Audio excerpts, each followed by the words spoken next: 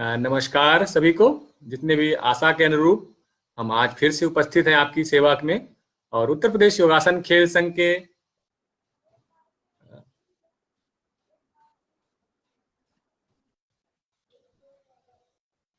उत्तर प्रदेश योगासन खेल संघ, क्योंकि हमारे राष्ट्रीय अध्यक्ष जी का मैसेज आया था अभी आईएनओ के आनंद बिरादर सर का, तो उन्होंने, क्योंकि वो देखते हैं हर समय समय को कि इतना डिले क्यों हो गया, और सर माफी चाहते हैं क्योंकि हम बस थोड़ा सा तकनीकी रूप से उसको समृद्ध करने में, उसकी त्रुटियां निकालने में ही थोड़ा सा डिले हुआ है।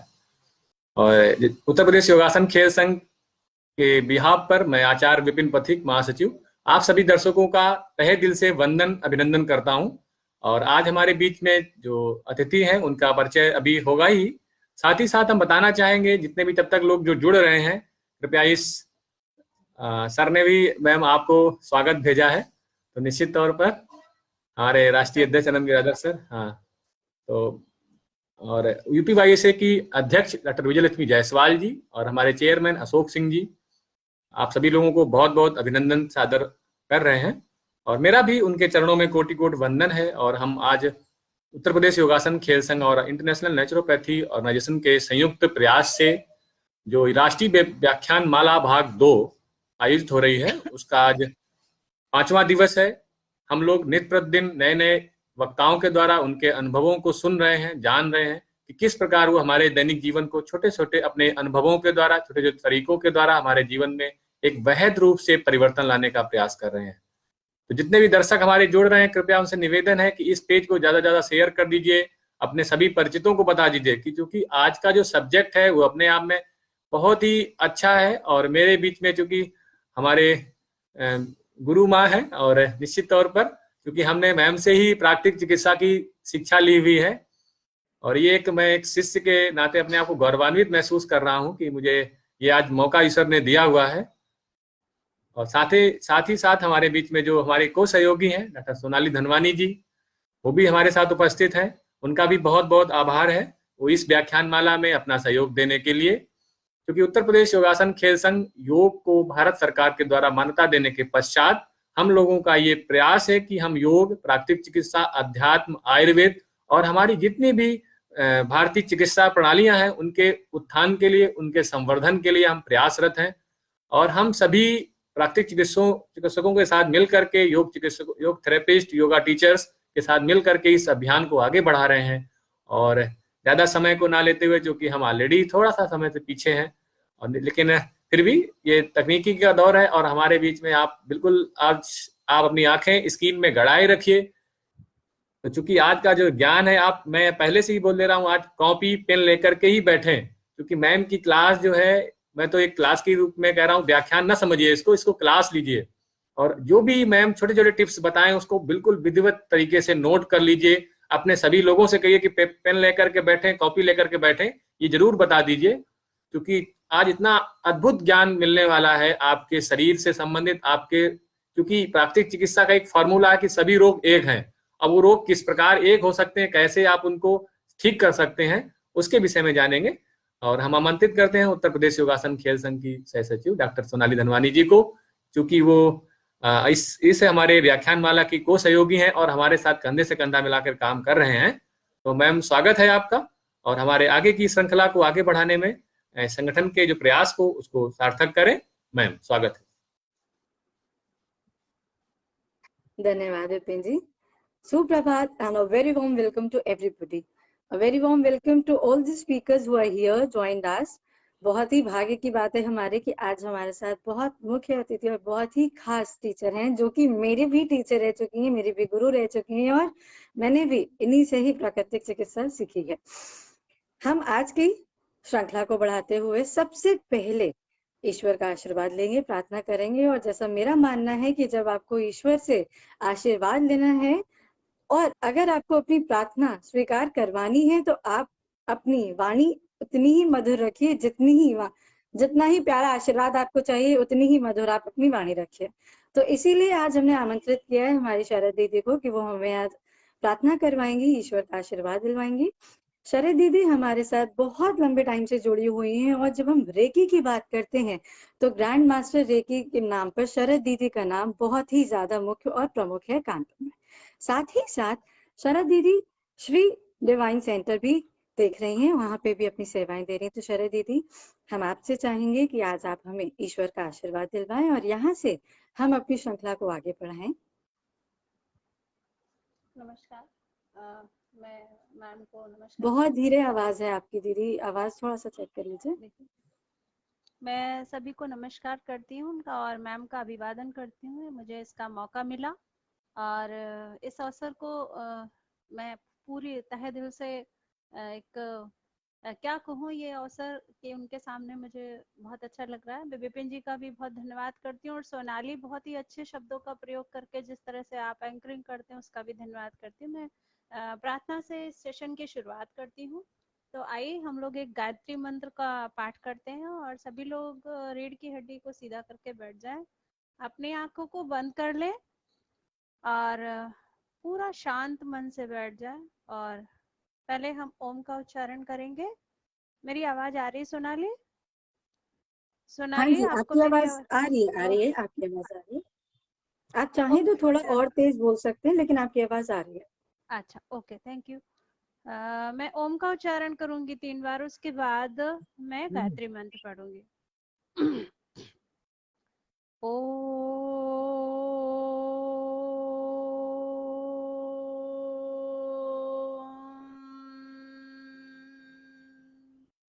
एक लंबी सांस खींचेंगे और ओम का उच्चारण दोबारा से करेंगे।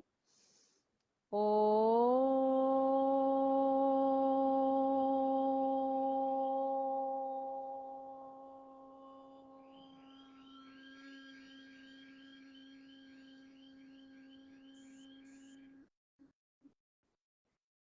वापस फिर से एक लंबी सांस।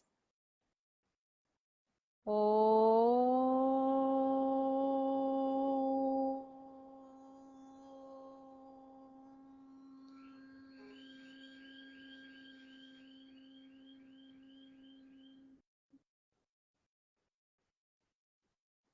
त्रिदेव की शक्तियों के साथ हमने ओम की ध्वनि को अपने अंदर उतारा है। इस सेशन की शुरुआत के लिए हम त्रिदेव की शक्तियों से आशीर्वादित हुए हैं, ऊर्जान्वित हुए हैं।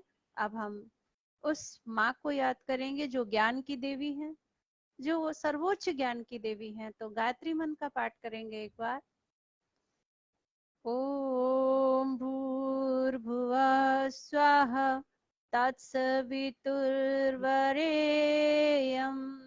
भर्गो देवस्य धीमहि धियो यो नः प्रचोदयात्।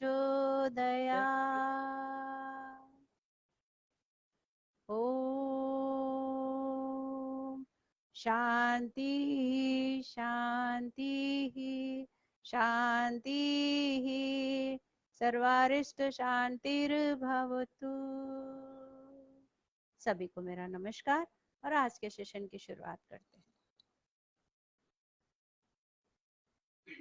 थैंक यू सो मच शरद दीदी, बहुत प्यारी आवाज और बहुत अच्छे से आशीर्वाद आपने हमें दिलाया है। गायत्री मंत्र तो वैसे ही हम सबका शक्ति मंत्र है कि जब जब हमें लगता है कि अब हमारी एनर्जी लो है, आप गायत्री मंत्र का जप करिए, बहुत ऊर्जावान आप बनेंगे। और यही हमें प्रेरणा देता है कि हम हमेशा अपने आशीर्वाद लेते हुए ईश्वर का, और यहाँ से ही हम अपनी श्रृंखला को आगे बढ़ाते हैं। अब हम आमंत्रित करते हैं हमारे साथ जो मुख्य अतिथि जुड़ी हुई है, जिनका परिचय कराना तो समझिए, मुझे लगता है जितने लोग प्राकृतिक चिकित्सा और योग से जुड़े हुए वो हर एक व्यक्ति हमारी मैम को बहुत अच्छे से जानता हुआ। एक तो इनकी प्यारी सी मुस्कान और फिर इतना खिलखिलाता हुआ चेहरा।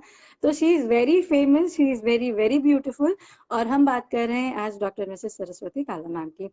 मैम HOD भी हैं योग डिपार्टमेंट की SGRR यूनिवर्सिटी में, और साथ ही साथ प्रोफेसर होने के डायरेक्टर भी आरोग्यम योग एवं नेचुरोपैथी सेंटर की। हम जब आयनों की बात करते हैं, क्योंकि हम लोग देख रहे हैं कि आयनों का बहुत ज्यादा योगदान है हमारे श्रृंखला को चलाने में, तो आयनों की भी मैम प्रेसिडेंट हैं उत्तराखंड से, और साथ ही साथ प्रेसिडेंट हैं विश्व संवाद परिषद उत्तराखंड की। बहुत सारे रिसर्च पेपर लिखे हैं, ऑलमोस्ट 15 से 16 रिसर्च पेपर मैम ऑलरेडी लिख चुकी हैं, और रिसर्च डायरेक्टर हैं IYA, दैट इज इंडियन योग एसोसिएशन उत्तराखंड चैप्टर की। तो ये कुछ पॉइंट जो मैं अभी काउंट कर, ऐसे एक 1.5 पेज भर के भी आ जाएगा तभी भी मुझे लगता है कि वो कम है। तो ज्यादा सबका समय ना लेते हुए हम यहाँ पे आमंत्रित करेंगे सरस्वती काला मैम का कि मैम आज आप हमें ये बताएंगे और हमारे दर्शकों को बताएंगे कि कैसे हम प्राकृतिक चिकित्सा पे अपने आप को स्वस्थ रख सकते हैं। और इस व्याख्यान को हम यहीं से ही शुरुआत करते हैं। जी मैम। बहुत बहुत धन्यवाद।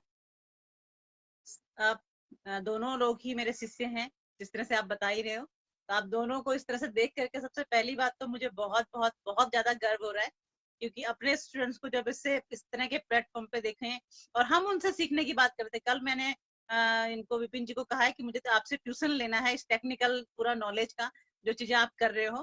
तो बहुत ही अच्छी बात है और मुझे बहुत खुशी हो रही है कि हमारे जो शिष्य हैं वो इस तरह से इतने अच्छे लेवल पे, इतने बड़े लेवल पे काम कर रहे हैं, पहले से भी हैं और अभी भी जो बच्चे आ रहे हैं बहुत अच्छा काम कर रहे हैं। तो बहुत बहुत धन्यवाद आप दोनों का, मैम का बहुत धन्यवाद। आपने बहुत ही एनर्जी स्टार्टिंग में दे दी है। रेकी अपने आप में ही बहुत बड़ा एनर्जी का स्रोत है, तो आपने बहुत सारी एनर्जी इस पूरे प्रोग्राम में भर दी है। साथ ही मैं आईएनओ के सभी पदाधिकारियों का बहुत बहुत धन्यवाद करती हूँ कि उन्होंने मुझे ये मौका दिया है कि मैं हम इस मंच पे आकर के कुछ अपने जो शब्द है, बहुत ज्यादा ज्ञान तो नहीं, क्योंकि ये स्टूडेंट है इसलिए बहुत ज्यादा बोलेंगे ही, तो ऐसा कुछ नहीं है कि मैं बहुत ज्यादा जानती हूँ। जितना भी मैंने किया है, जितना मैंने पढ़ा है, जितना मैंने प्रैक्टिकल किया है, हाँ इतना है कि मैं किताबी बातें नहीं करती हूँ, कि जो मैंने अपनी लाइफ में प्रैक्टिकल किए हैं मैं उनके बारे में बात करती हूँ। क्योंकि मेरा एक ही मैंने नेचुरोपैथी में और कुछ सीखा हो या ना सीखा हो, लेकिन मैंने एक चीज सीखा है कि कोई भी प्राकृतिक चिकित्सक, जो सही चिकित्सक होगा, वो सबसे पहला एक्सपेरिमेंट अपने ऊपर करता है। और मैं उसी चीज को मान करके चलती हूँ कि अपने ऊपर, अपने परिवार के ऊपर पहला एक्सपेरिमेंट होना चाहिए, और उसके बाद जो आपको रिजल्ट मिलता है तब उसको आप आगे बढ़ाइए। तो मैं उस पर विश्वास करती हूँ और उसके आधार पे ही मैं आगे बढ़ रही हूँ अपने इस क्षेत्र में, जबकि लगभग 20 साल मुझे भी हो गए हैं योग और नेचुरोपैथी के क्षेत्र में काम करते हुए। और प्रैक्टिकल ही पार्ट में ज्यादातर यूज करती हूँ, प्रैक्टिकल वाले पार्ट में, क्योंकि इसीलिए ज्यादातर आरोग्यम योगा नेचुरोपैथी सेंटर जो मैंने खोला है उसकी मैंने नींव बहुत पहले मेरे दिमाग में थी, जब मैं देव संस्कृति में ही थी। तब से ही मैं सोचा करती थी कि मुझे ऐसा कुछ करना है, और उसको मैंने किया है। तो वहाँ पे शुरू से ही बहुत सारे पेशेंट्स को देखना शुरू कर लिया था उसके साथ में। तो वो एक तरह का जो एक्सपीरियंस जो हमें मिलते रहे, जो हमारे सीनियर्स हैं उनके द्वारा जो हमें ज्ञान प्राप्त हुआ है, उसी को ही मैं आपको आज थोड़ा सा कन्वे करने की कोशिश करूंगी कि हम कैसे क्या चीजें कर सकते हैं, किस तरह से हम स्वस्थ रह सकते हैं, किस तरह से हम खुश रह सकते हैं। सबसे मेन जो आज की सिचुएशन अगर हम देखें, किस तरह से हम अपनी लाइफ को अच्छा बना सकते हैं। तो वही कुछ पॉइंट्स हैं जिनको लेकर के हम आगे बढ़ेंगे। तो एक बार फिर से मैं आप सभी का बहुत बहुत आभार व्यक्त करती हूँ, बहुत बहुत धन्यवाद देती हूँ सभी को कि आपने मुझे ये मंच प्रदान किया, जिससे कि मैं अपना ज्ञान जो है, जो अपना जो एक्सपीरियंस है वो लोगों तक पहुंचा सकूं। तो आज का जो मुझे टॉपिक दिया गया है, या फिर टॉपिक जो हमने चुना है, इसमें जो टॉपिक है वो है महिलाओं के स्वास्थ्य पे मुख्य रूप से, जो क्योंकि देखिए ये तो बहुत बड़ा क्षेत्र है, तो हम इसीलिए हमने सोचा कि कोई एक पॉइंट को पकड़ ले, तो तब हम एक डायरेक्शन में चलें, तो कम से कम कुछ चीजें हम क्लियरली सबको बता सकते हैं। तो ये जो टॉपिक हमने लिया है आज, वो है कि महिलाओं के स्वास्थ्य में हम प्राकृतिक चिकित्सा को किस प्रकार यूज कर सकते हैं, कि महिलाओं की जो समस्याएं हैं उसमें वो नेचुरोपैथी को कैसे यूज कर सकती हैं। क्योंकि और भी बहुत सारे टॉपिक्स आ सकते थे इसके अंदर, लेकिन आज की जो मेन एक बड़ा वर्ग है, अगर हम इसको देखें तो आधी से भी ज्यादा की बात अगर हम इस समय पे कर सकते हैं, वो एक वर्ग आता है जो कि इस महिला वर्ग से जुड़ा हुआ है और उनकी समस्याओं से जुड़ा हुआ है। तो आज हम इसके बारे में ही बात करने वाले हैं कि किस तरह से हम नेचुरोपैथी को अपनी लाइफ में उतार सकते हैं। सबसे पहले देखिए, हम सबसे पहले अगर हम बात करें, मैंने पहले ही कह दिया है कि मैं किताबी बातें और आंकड़ों पे, इन सब चीजों पे बिल्कुल नहीं जाऊंगी। जो नेचुरल चीजें हैं, जो हमारी लाइफ में रोज घटित होता है, जो मेरे साथ में होता है, आप लोगों के साथ में भी होता होगा, उन्हीं सब समस्याओं को लेकर के हम चलेंगे और उन्हीं का ही ट्रीटमेंट हम इसमें बात करेंगे। तो सबसे पहली बात तो आती है कि महिलाओं में किस प्रकार की समस्याएं होती हैं, किस प्रकार की समस्याएं ज्यादातर रहती हैं, और उसको वो उनसे वो किस तरह से परेशान रहती हैं। उनकी लाइफ में बहुत सारी प्रॉब्लम्स हो जाती हैं, जो कि एक छोटी सी प्रॉब्लम के आने से होती है, जिसकी वजह से बहुत सारा चीजें डिस्टर्ब हो जाती हैं। तो उनको हम कैसे बहुत छोटे छोटे चीजों को लेकर के दूर कर सकते हैं, तो ये मेन फोकस हमारा रहेगा। तो सबसे पहले अगर हम देखें कि महिलाओं को समस्या किस तरह की होती है, क्योंकि हम जब समस्या की बात करते हैं हम सीधे चले जाते हैं गायनी संबंधी प्रॉब्लम्स। हमारा फोकस और टारगेट एक ही होता है, कि लेडीज प्रॉब्लम मतलब सिर्फ गायनी संबंधी प्रॉब्लम, उसी को ही हम समझते हैं कि ये लेडीज प्रॉब्लम्स हैं। लेकिन उसके अलावा भी ये तो एक पार्ट है ही, क्योंकि वो एक सिस्टम है पूरा का पूरा जो कि लेडीज को लेडीज बनाता है और उसकी प्रॉब्लम्स उस तरह की होती हैं। लेकिन उसके अलावा भी लेडीज बहुत कुछ है, उसके अलावा भी महिलाओं में आप ये देखेंगे उनकी जो समस्याएं होती हैं वो सिर्फ शारीरिक समस्याएं, उनकी जो समस्याएं हैं उनकी समस्याएं मानसिक भी हैं, उनकी समस्याएं सामाजिक भी हैं, उनकी समस्याएं पारिवारिक भी हैं। तो बहुत तरह से समस्याएं हैं। तो हम अब आप बोलोगे कि इन सारी समस्याओं को हम योग से और नेचुरोपैथी से और इन चीजों से कैसे ठीक कर सकते हैं? बिल्कुल कर सकते हैं। अगर हम इन सब जितनी समस्याओं की मैं बात कर रही हूँ, अगर हम एक एक करके ही कुछ कुछ पॉइंट को लेकर चलें, क्योंकि बहुत बड़ा टॉपिक है और हमें इसको बहुत कम समय में समेटना है, अगर देखते कि लेवल पे सबसे बाद में आएंगे।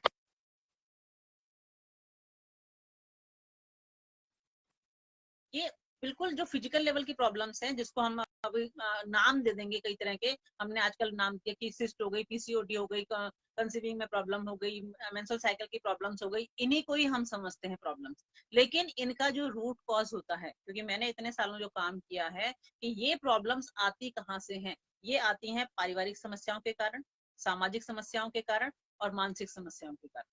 वो सबसे लास्ट में है। और हम हमेशा जब ट्रीटमेंट करते हैं तो ट्रीटमेंट किस पे करते हैं? फिजिकल लेवल की प्रॉब्लम्स पे, और जाकर के हम फिर उसमें जितनी भी तरह के हम हार्मोनल ट्रीटमेंट्स लेने लगते हैं, डॉक्टर से पास जाकर के मेडिसिन को लेने लगते हैं, और रोग जस का तस बना रहता है, प्रॉब्लम वही की वही, क्योंकि रूट कॉज तो हमें पता ही नहीं है, हम उसके बारे में बात ही नहीं करते। हमें वो पता ही नहीं होता है कि एक लेडी में, एक लड़की में अगर पीसीओडी की प्रॉब्लम आई है तो उसका रीजन उसका बचपन भी हो सकता है। ये सब चीजें जो होती हैं, उसकी पारिवारिक समस्याएं भी हो सकती हैं, उसका समाज में किस तरह का उसने जीवन जिया है वो भी हो सकता है। तो ये बहुत ज्यादा जरूरी हमें समझना पड़ेगा, देखना पड़ेगा, और इस वाले चीज पे हमें लेकर के चलना पड़ेगा, क्योंकि हम सिर्फ इसमें ना जाए कि हमें ये प्रॉब्लम हो गई है और अब हमें सीधे जाना है, टेस्ट करवाना है, अल्ट्रासाउंड करवाना है और जाकर के मेडिसिन लेना है, लेप्रोस्कोपी करवानी है, यूट्रस रिमूव करवाना है, बस यही हमारा ट्रीटमेंट है। अगर हम ट्रीटमेंट की बात करें तो यही हमारा ट्रीटमेंट है कि हमें ये प्रॉब्लम होती है। और आज की अगर आप देखोगे कि ये बड़ी समस्या है लेडीज के साथ में, कि ये अगर छोटी सी कुछ प्रॉब्लम हुई उसके बाद से लेकर के हम अगर सिंपल आजकल पीसीओडी की प्रॉब्लम को लेकर के डॉक्टर के पास जाते हैं तो वहां से ही हमारे हार्मोनल ट्रीटमेंट स्टार्ट हो जाता है। और वो हार्मोनल ट्रीटमेंट इतना ज्यादा हार्मफुल होता है कि जाकर के कुछ टाइम के बाद हमारा पूरा मेंस्ट्रुअल साइकिल गड़बड़ हो जाता है, ठीक होने के बजाय, जबकि हम ठीक होने जा रहे हैं। उसके अलावा आप में कंसीविंग प्रॉब्लम्स हो जाती हैं, वो सारी दिक्कतें आपके साथ में रहती हैं। और कुछ टाइम के बाद मेनोपॉज वाले कंडीशन में जब हम पहुंचते हैं तो वहां तक पहुंचते पहुंचते ही बहुत सारी समस्याओं को लेके हम पैदा हो जाते हैं, और ये इस तरह की कंडीशन हमारे सामने हो जाती हैं जो कि फिर हमारे बस में नहीं होती। अब हम सीधे सीधे वहां पे सर्जरीज में चले जाते हैं, बहुत तरह की बड़ी प्रॉब्लम्स हमारे सामने आती हैं।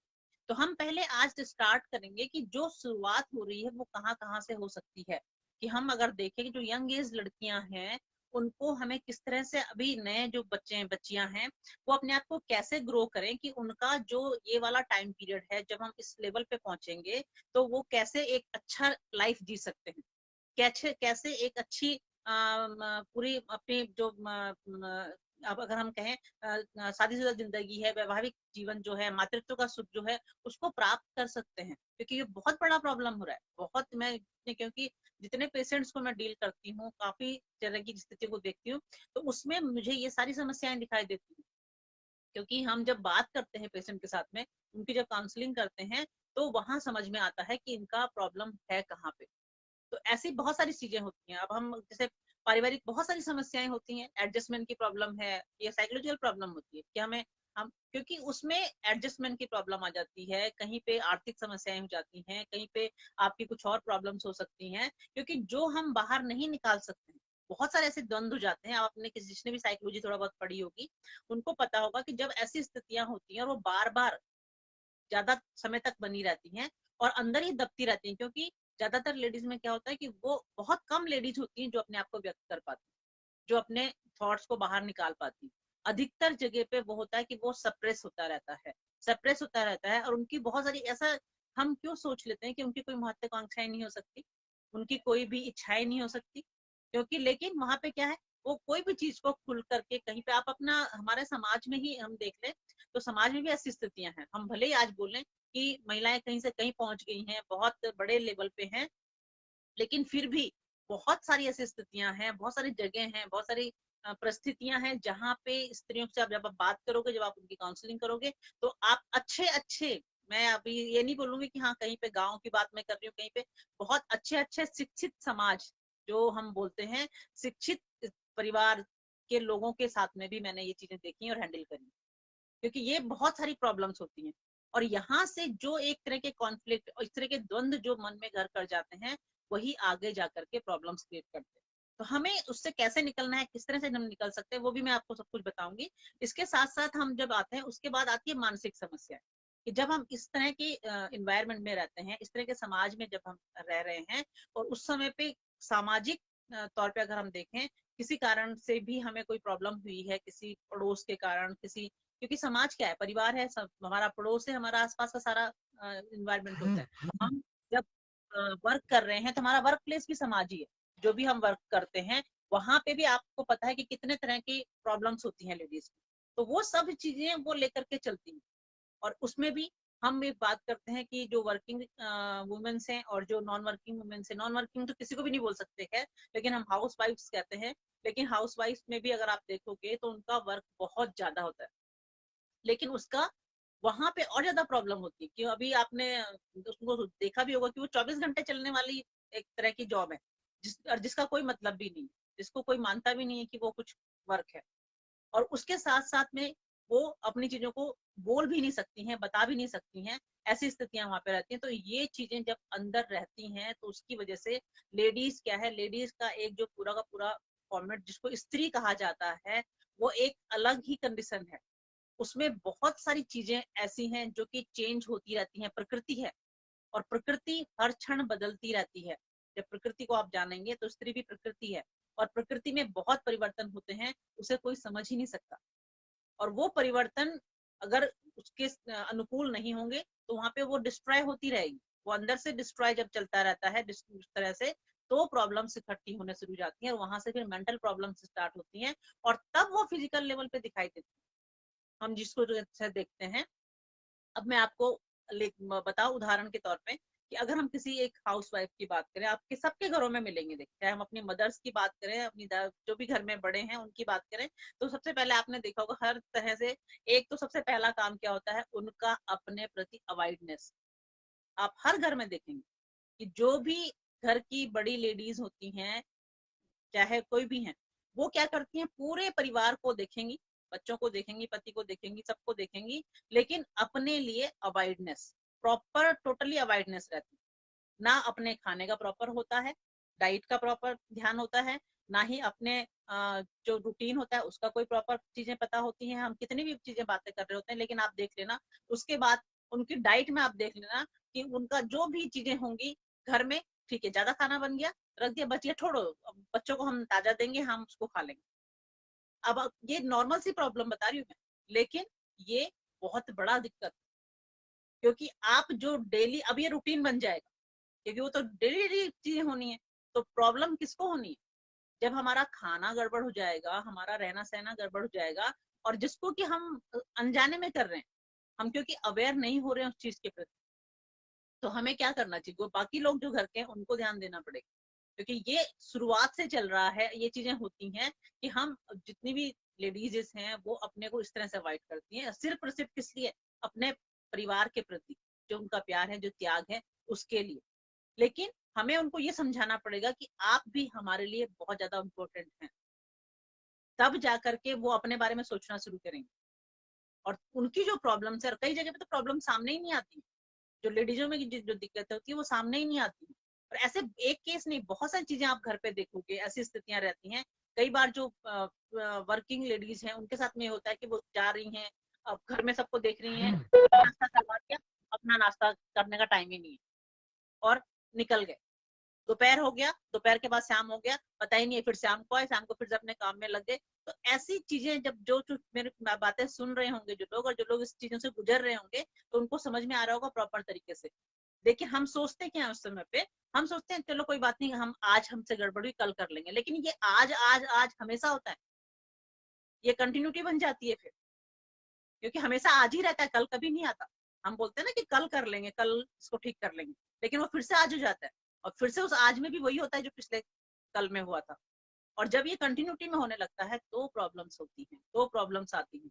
तो हमें इस चीज के प्रति थोड़ा सा अवेयर होने की जरूरत है, इस चीज को देखने की जरूरत है। अब हम आगे की तरफ अगर आते हैं तो तब हम बढ़ते हैं कि जो अब वाकई में हम कब अवेयर होंगे, जब हमारे फिजिकल लेवल पे दिखने लगेगा।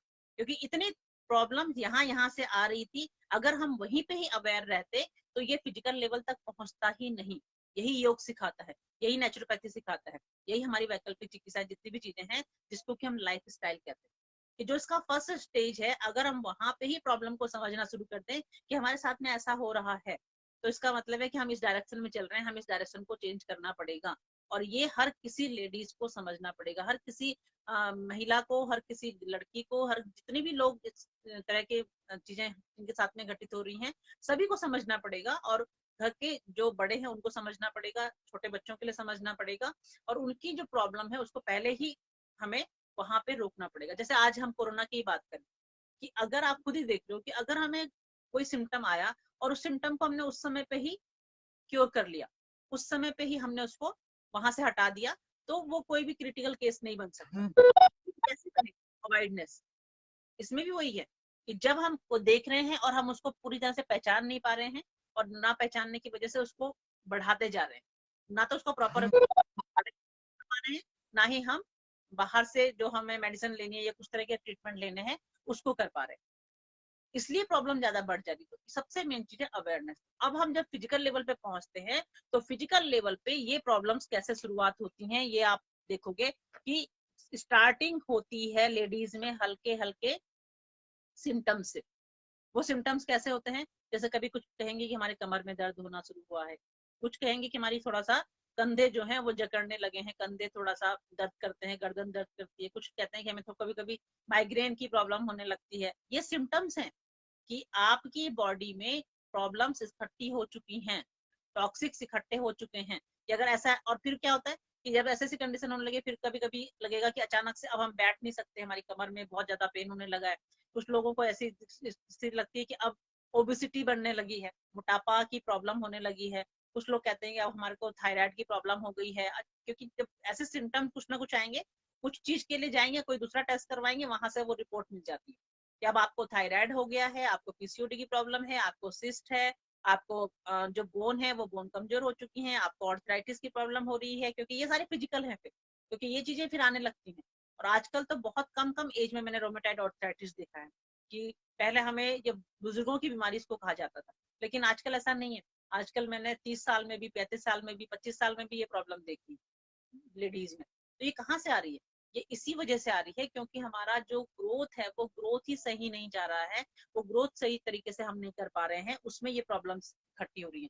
और पीसीओडी की प्रॉब्लम, ये तो आजकल मुझे लगता है कि मैंने जो केसेस देखे हैं 12, 15, 16, 17 इस तरह की साल की जो लड़कियां हैं, इन सब में दिख रहा है, यहाँ से ये शुरू हो गया।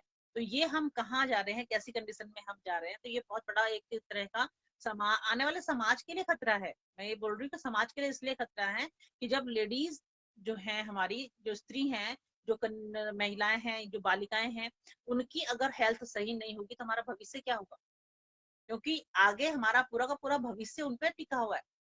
पूरा का पूरा जो हमारा आने वाला देश का भविष्य होता है, वो एक नया जन्म जो देने वाली है, उनकी अपनी स्थिति ठीक नहीं है, तो वहां से आप पहले भी कहते हैं ना, अगर जीजाबाई नहीं होंगी तो शिवाजी कहाँ से आएंगे? ये कोई अगर बीमार जीजाबाई होती, बीमार जीजाबाई क्या किसी शिवाजी को जन्म दे सकती थी? तो वही स्थिति है, क्योंकि अगर अंदर माँ जब कमजोर होगी तो बच्चे वैसे ही होंगे। हमें जीजाबाई बनना ही पड़ेगा, और कि अगर हम अपने आगे के भविष्य के बारे में सोचते हैं तो ये पूरा अपने आप को बनाना पड़ेगा। विवेकानंद की मदद, जितने भी आप ये देखोगे कि उनको अगर हिस्ट्री अगर आप पढ़ोगे, थोड़ा बहुत उनकी माओ के बारे में पढ़ोगे, तो आपको समझ में आएगा कि उनकी लाइफस्टाइल कैसा क्या था, किस तरह की चीजें वो करते थे। योग हर किसी के जीवन में था। आप कभी कभी पढ़ना, मैंने खुद पीएचडी किया है इसमें, मेरा पीएचडी का टॉपिक भी यही है, समकालीन साधिकाओं की योग साधना। और उसमें मैंने लेडीज पे ही काम किया था, क्योंकि मेरे को उसमें भी यही लगा था कि सभी लोग जेंट्स पे ही, क्योंकि विवेकानंद जी के बारे में बहुत सारा लोगों ने लिखा, सिस्टर निवेदिता के बारे में किसी ने नहीं लिखा था ज्यादा, रामकृष्ण परमहंस जी के बारे में बहुत सारा लिखा गया था, लेकिन माँ शारदा को कोई ज्यादा जानता नहीं है। जितने भी बात हम करें, हमने यहाँ मैंने फिर 5 लोगों को लिया था, 5 लेडीज को लेकर के उनकी पूरी लाइफ पे मैंने पूरा प्रॉपर तरीके से स्टडी किया और फिर निकाला कि वो उनसे कोई कम नहीं थी, उनसे ज्यादा थी। रामकृष्ण परमहंस जी ने माँ शारदा का पूरा षोडशी संस्कार किया था, एक माँ की तरफ पूजा करी थी, तो उसको सहन करना और ग्रहण करना किसी सामान्य स्त्री की बात नहीं है। तो वो स्त्रीत्व जो है वो है एक स्त्री का पूरा, जिसको हम कहते हैं हेल्थ, जिसको हम कह सकते हैं होलिस्टिक हेल्थ, पूर्ण स्वास्थ्य। तो उस तरह से हर स्त्री में, जैसी माँ शारदा है, जैसे अगर हम औरों की बात करते हैं, उन सभी के अंदर वो गुण है, लेकिन हमें पैदा करने पड़ेंगे और उसके लिए हमें योग, नेचुरोपैथी जो हमारा पार्ट है उसको अपनाना बहुत ज्यादा जरूरी है। उसके लिए आलस्य के लिए कोई जगह नहीं है, परमात्मा के लिए कोई जगह नहीं है। इस चीज का भी विशेष ध्यान रखना है, क्योंकि हमारे अधिकतर जगह पे ये मेन प्रॉब्लम होती है, हमारे पास टाइम नहीं है। हमारे पास टाइम कैसे निकल आता है हमारे परिवार के लिए, हमारे पास टाइम कैसे निकल आता है हमारे बाकी और कामों के लिए, वैसे ही हमारे पास टाइम है अपने लिए। लेकिन अगर हम अपने को महत्वपूर्ण समझें, तो अगर हम स्वयं को महत्वपूर्ण समझेंगे तभी जाकर के हमारा अपने लिए टाइम निकलेगा। तो ये चीज हमें ध्यान रखना है। तो ये सारी जो प्रॉब्लम्स हैं, ये सारी प्रॉब्लम्स आती है फिजिकल लेवल पे। तो अब मैं आप इसको करने के बाद मेन आते हैं हम वाले पार्ट पे, जो कि बहुत ज्यादा जरूरी पार्ट है कि आप क्या क्या कर सकते हैं जितनी प्रॉब्लम्स मैंने बताई सभी से बचने के लिए। तो पहले एक एक चीज मैं आपको बताऊं कि अगर हमें एडजस्टमेंट की प्रॉब्लम, जो कि ज्यादातर पारिवारिक समस्या के अंदर है, तो हम कई तरह के प्रॉब्लम्स होती हैं परिवार में, ये जो हम कहीं पे रहते हैं, आजकल तो कोई है ही नहीं। आजकल सबसे बड़ी प्रॉब्लम ये हो गई कि सारी न्यूक्लियर फैमिली हो गई है। पहले क्या होता था, पहले जितने भी होते थे लोग साथ में रहते थे। आज की जो प्रॉब्लम आप देख रहे हो, ये प्रॉब्लम इस वजह से भी है, लेडीज में भी अगर प्रॉब्लम देखा जाए तो इसी वजह से है, क्योंकि पहले जब हम एक साथ रहते थे तो एक साथ रहने में सपोर्ट सिस्टम होता था, वो सपोर्ट सिस्टम गायब हो चुका है, इसीलिए आप अकेले हो गए। तो आपको इस चीज के लिए अपने आप को बिल्कुल तैयार करना पड़ेगा कि आपको अगर सपोर्ट चाहिए तो एडजस्टमेंट सीखना पड़ेगा। बिना एडजस्टमेंट के अगर आप चाहेंगे तो आपको नहीं मिल सकता, फिर आप ऐसे ही इस तरह के द्वंद्वों में ही फंसे रहेंगे। तो वो सिखाता है हमारा योग। अगर आप योग को अपने जीवन में अपनाते हैं तो एक्सेप्टनेस आती है, इस चीज को आप समझ सकते हैं। आपको सबको एक साथ लेकर के चलना आता है, आपको ये चीजें आती है कि हमें कैसे एक समूह में रहना है, किस तरह से सभी चीजों को समझना है। तो ये योग सिखाता है। तो अपने जीवन में इसलिए इन समस्याओं से उभरने के लिए भी योग बहुत जरूरी होना चाहिए कि आप चाहे 10 मिनट के लिए टाइम निकालें, चाहे 15 मिनट के लिए टाइम निकालें, आप अपने लिए योग के लिए जरूर टाइम निकालें। और पहले स्वाध्याय से स्टार्ट करें। मैं तो कहती हूँ सीधे, जितना हम लोग सोचते हैं ना कि हम फिजिकल लेवल से स्टार्ट करते हैं, 2 दिन करते हैं, तीसरे दिन छोड़ देते हैं। इसलिए छोड़ देते हैं क्योंकि हम उसको समझ ही नहीं पाते। तो मैं एक पॉइंट आपको बताती हूँ कि जितनी भी लेडीज सुन रही हैं, आप सीधे फिजिकल लेवल पे मत जाइए, आप पहले उसको स्टडी करिए, कम से कम पहले यहाँ घुसाइए, फिर वो बॉडी में आएगा। जब तक वो यहाँ नहीं जाएगा तब तक वो बॉडी में नहीं आ सकता। तो आप पहले स्वाध्याय कीजिए, आप उस चीज को पढ़िए, समझिए, जानने का प्रयास कीजिए ये है क्या और ये क्या करता है। जब आप इसको एक बार समझ जाएंगे, जैसे गीता में कहा जाता है ना कि गीता को हम पढ़ते हैं, जितनी बार पढ़ते हैं उतनी बार उसमें से नया कुछ निकल करके आता है। लेकिन नया तभी निकलेगा जब हम उसे उतनी बार पढ़ेंगे। ऐसे थोड़ा ना कि हमने बुक रखी हुई है घर में, हमारे घर में 4 गीता रखी है और हम ज्ञानी हो गए, तो रखने से नहीं होगा, उसको खोलने से होगा, उसको पढ़ने से होगा।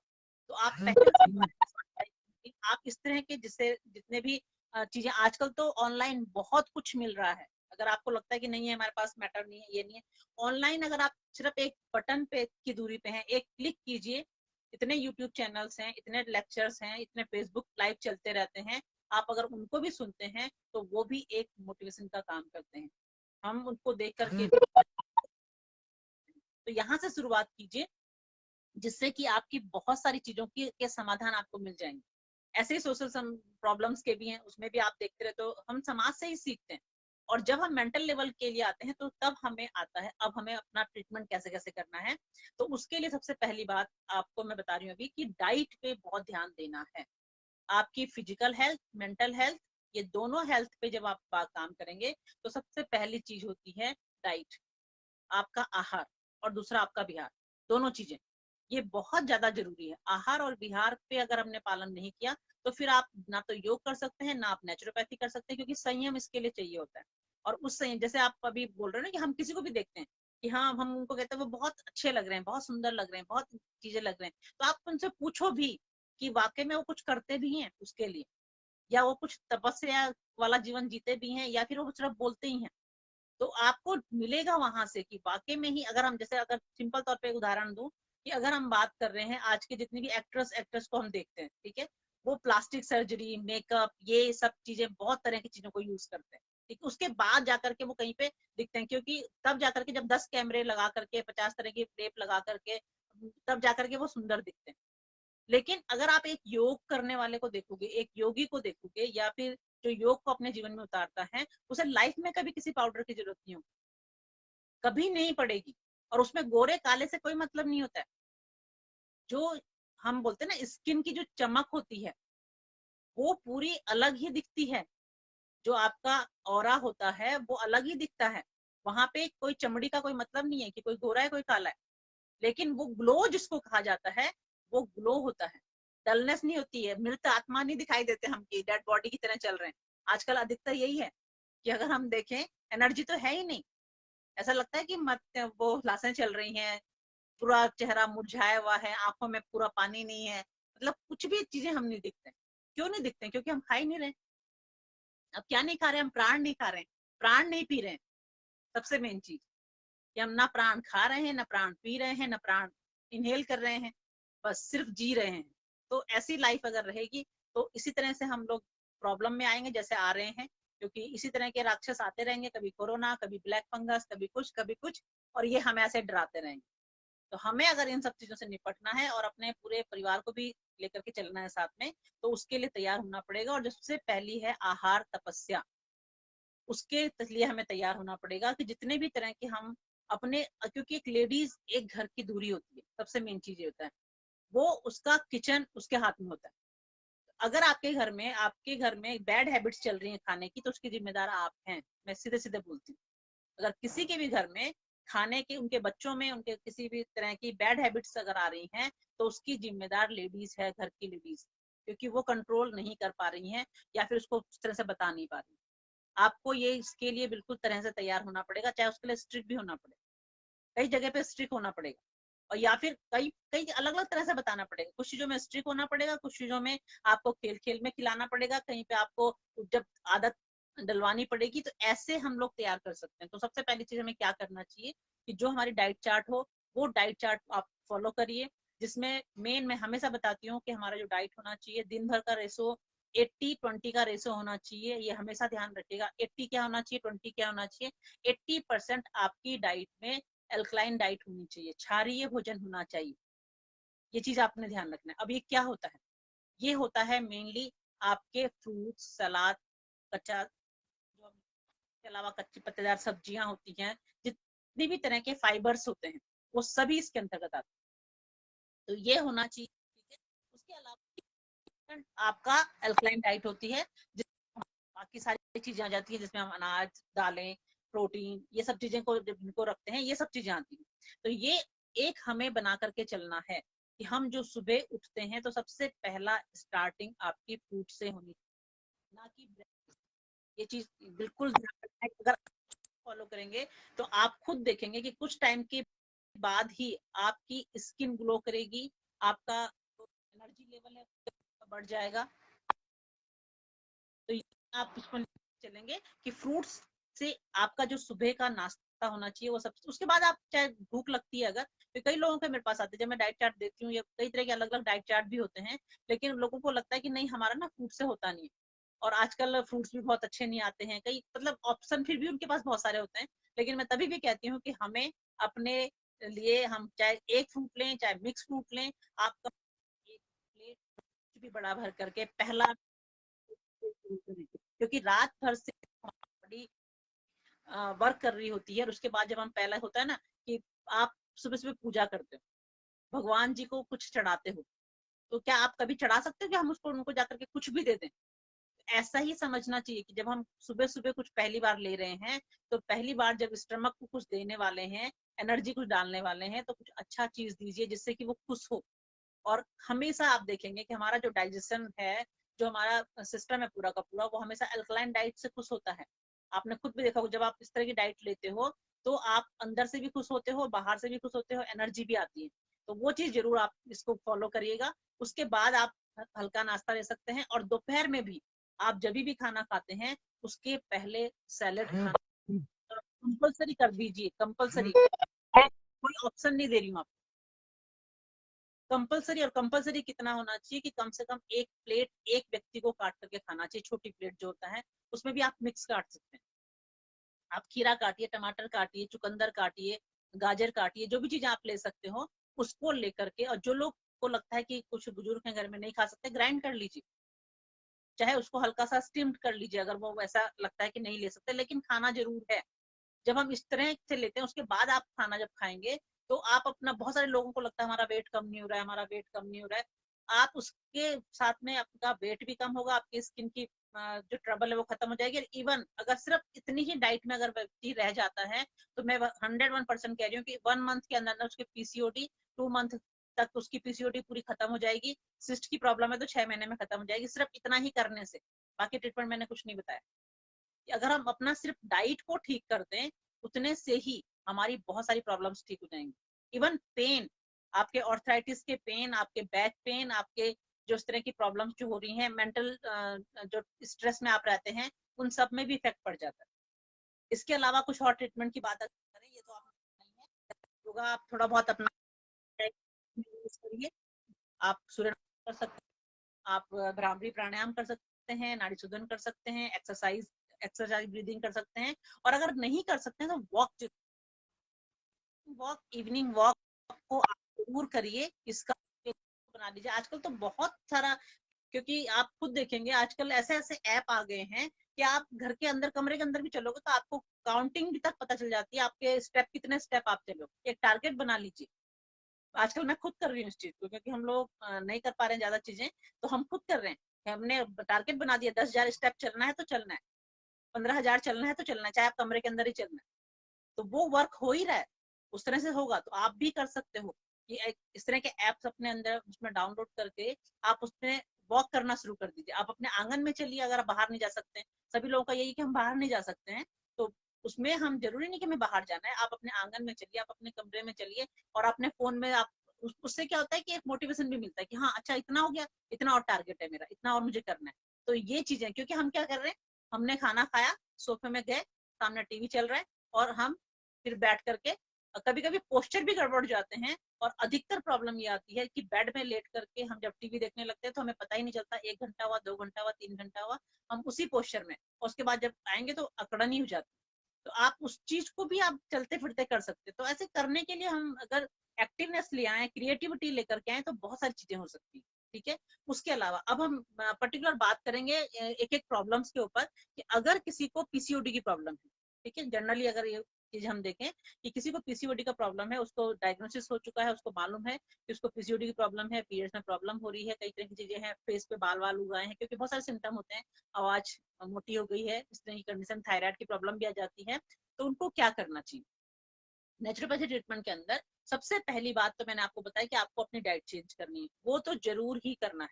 ठीक है, दूसरा आपको फिजिकल एक्सरसाइज करनी, चाहे आप योग में आसन करें, सूर्य नमस्कार करें, चाहे आप वॉक करें। तो मैंने आपको बता दिया कम से कम 2 से 3 किलोमीटर तो लगभग आपको चलना ही चलना है, ये तो होना ही होना है। उसके अलावा आपने क्या करना है कि आप अपने, सबके घरों में टब होते हैं, मैं हाइड्रोथेरेपी का पार्ट कुछ बता रही हूँ, क्योंकि मड थेरेपी इस समय पे नहीं हो पाएगी, आप उसको तैयार भी नहीं कर पाओगे, लेकिन पानी सबके घरों में है ना, पानी को यूज सब कर सकते हैं। तो आपने क्या करना है, एक ट्रीटमेंट होता है हिप बाथ, इसको कहते हैं कटिया स्नान। लेडीज के लिए ये जो ट्रीटमेंट है ये एक रामबाण की तरह है, उसकी ऑल जितनी भी गायनी संबंधी प्रॉब्लम्स है, सब सारी प्रॉब्लम्स के लिए, चाहे उनको सिस्ट की प्रॉब्लम है, चाहे उनको कंसीविंग में प्रॉब्लम हो रही है, चाहे उनको एग्स नहीं बन रहे हैं, चाहे उनको पीरियड से संबंधित प्रॉब्लम है, चाहे उनको एमोनेरिया, डिस्मेनोरिया, लिकोरिया, इस तरह की जितनी भी प्रॉब्लम्स होती है, अगर इस तरह की कोई भी प्रॉब्लम है तो आप इस ट्रीटमेंट को जो मैं बता रही हूँ उसको आराम से कर सकते हैं। और आप मुझे अपने आप बता सकते हैं 15 दिन, 1 महीने, 2 महीने के बाद का रिजल्ट भी आप बता सकते हो कि आपका अपना नेक्स्ट साइकिल जो आपका रहेगा वो कैसा रहेगा, उसमें ही इफेक्ट दिखना शुरू हो जाएगा। तो इसके लिए आपने करना क्या है कि एक टब लेना है, वो लगभग मुझे लगता है हर घर में होता है, जो आप कपड़े लेकिन इसका ध्यान रखना है कि उतना बड़ा होना चाहिए, उतना पक्का होना चाहिए जिसमें आप बैठ सकें। ठीक है, इसमें एक टब आप लेंगे, और उस टब को लेकर के आपने उसमें पानी भरना है, क्योंकि इसमें अलग अलग टेम्परेचर का पानी हम यूज करते हैं वैसे तो यूजुअली, जो हम ट्रीटमेंट के लिए यूज करते हैं, क्लिनिक में यूज करते हैं, तो वहाँ पे कोल्ड होता है, हॉट होता है, न्यूट्रल होता है, उस तरह से अलग अलग प्रॉब्लम के अकॉर्डिंग करते हैं। लेकिन आप लोग उसको नहीं फॉलो करेंगे, आप न्यूट्रल यूज करेंगे, मतलब सामान्य गुनगुना, ना तो ठंडा ज्यादा यूज करेंगे, ना ही आप ज्यादा गर्म यूज करेंगे। तो न्यूट्रल, आजकल तो गर्मियों का मौसम तो टैप वाटर भी आप यूज कर सकते हैं, लेकिन फिर उसमें भी ये रहता है कि जिनको पेन से संबंधित प्रॉब्लम है वो ठंडा यूज नहीं करेंगे। इसलिए मैं जनरली बोल रही हूँ कि आप न्यूट्रल यूज कर सकते हैं, गुनगुना, जो सबके लिए सामान्य सही है। क्योंकि ऐसे एक्चुअली होता क्या है कि इस तरह के मंच से ट्रीटमेंट को बताना बड़ा एक तरह का रिस्की काम भी होता है, क्योंकि कितने लोग सुन रहे हैं, वो उसको किस तरह से समझ रहे हैं, वो उसको कितना चीजों को यूज कर पाएंगे और कैसे यूज कर पाएंगे, वो समझ में नहीं आता है। तो इसलिए उतना ही हम बता सकते हैं कि आप न्यूट्रल लीजिएगा, गुनगुना लीजिएगा, उसमें कोई हार्म नहीं होता है, क्योंकि ठंडे गर्म में नुकसान होने की संभावनाएं होती है। नुकसान इन द सेंस, मतलब हर चीज का कुछ ना कुछ बैड इफेक्ट हो सकता है साथ में। तो इसीलिए गुनगुना लेंगे, गुनगुना पानी उसमें भरेंगे, और भरने के बाद आपने उसमें बैठना है, और बैठना ऐसे है कि आपके पैरों में पानी नहीं गिरना चाहिए, आपके सिर पे पानी नहीं गिरना चाहिए, और जो पैर हैं वो पूरे ड्राई रहने चाहिए। तो आपने क्या करना है, जब करने से पहले ही आपने 1 गिलास ठंडा पानी पी लेना है, ठीक है। उसके अलावा आपने एक छोटा टॉवल ले लेना है, उसको पानी में भिगो करके नॉर्मल पानी में निचोड़ के अपने पास रख लीजिए, क्योंकि उसको हमको सिर पे रखना पड़ेगा, अपने पूरे सिर को कवर कर लेंगे। और जो टब है, उस टब को आप इस तरह से रखेंगे कि वो इधर उधर हिले नहीं, और उसके सामने एक कोई चौकी, स्टूल, कुछ भी आप ऐसा रख सकते हैं। और फिर इसको जैसे हम चेयर पे बैठते हैं उस तरह से उसके अंदर बैठेंगे। उसमें हमें कपड़े नहीं पहनने, ज्यादा, जितने कम से कम कपड़े बॉडी में हो, उसके लिए आप बाथरूम में उसको यूज करेंगे। और उसको चेयर की तरह उसमें बैठना है, पैर बाहर रहेंगे और पैर आप सामने स्टूल पे या जो अपने चौकी रखी है उस पे रखेंगे, और जो टॉवल गीला किया उसको सिर पे रख लेंगे। और पूरा जो कटी भाग है हमारा, जो हिप एरिया है, वो पूरा पानी में डूबा रहेगा, इसीलिए इसको हिप बाथ कहते हैं या कटी स्नान कहते हैं। और इस प्रक्रिया को आपने करना है 20 मिनट तक। आप टाइम नोट कर लेंगे, 20 मिनट तक आपने इसको करना है, उसी स्थिति में ही रहना है। उस समय पे आप ओम चैंटिंग कर सकते हैं, डीप ब्रीथ कर सकते हैं बैठे बैठे, उसमें कई तरह की चीजें कर सकते हैं। लेकिन कई लोग क्या करते हैं, मोबाइल लेके बैठ जाते हैं, वो सब चीजें ना करें, क्योंकि मैंने अपने क्लिनिक में भी कई बार देखती थी, पेशेंट से फिर हमें रखने पड़ते हैं अलग। तो बहुत सारे लोग ऐसे करते हैं कि इतने से भी 15-20 मिनट भी हम एकांत नहीं रह सकते, इससे बड़ी समस्या है। और हम शांत नहीं रह सकते हैं, कि हमें कुछ ना कुछ एक्टिव वो चाहिए, और वो भी खासकर मोबाइल, तो उससे बचिएगा। उससे अच्छा है कि आप डीप ब्रीथ करें, क्योंकि आप देखिए 20 मिनट का टाइम मिल गया आपको, एक तो आप उसमें बैठे हुए हैं, साथ में आप उसके साथ डीप ब्रीथ करेंगे, आपका प्राणायाम भी हो रहा है और आपका ट्रीटमेंट भी हो रहा है। तो उस 20 मिनट के बाद आपने फिर उठ करके अपने आप को ड्राई कर लेना है। ड्राई करने के बाद आप उस पानी को फिर दोबारा किसी चीज के लिए यूज नहीं करेंगे, ध्यान रखिएगा। तो ये पूरी प्रक्रिया आपने डेली करनी है।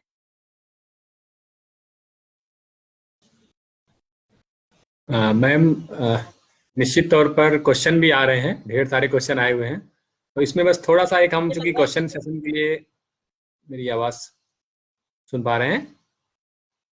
आ रही है जी आपकी आवाज? हाँ, जी। ठीक है, तो क्वेश्चन आंसर सेशन लेकिन ट्रीटमेंट सेक्शन ज्यादा बेटर रहेगा, कि अलग अलग बताने के बजाय मैं फिर उसमें ही क्वेश्चन बता में दूं, ही उसको मैं ट्रीटमेंट कंप्लीट आ करती जाएंगे, हूँ, तो मेरा ऐसा क्वेश्चन मानना है। आंसर जी जी जी।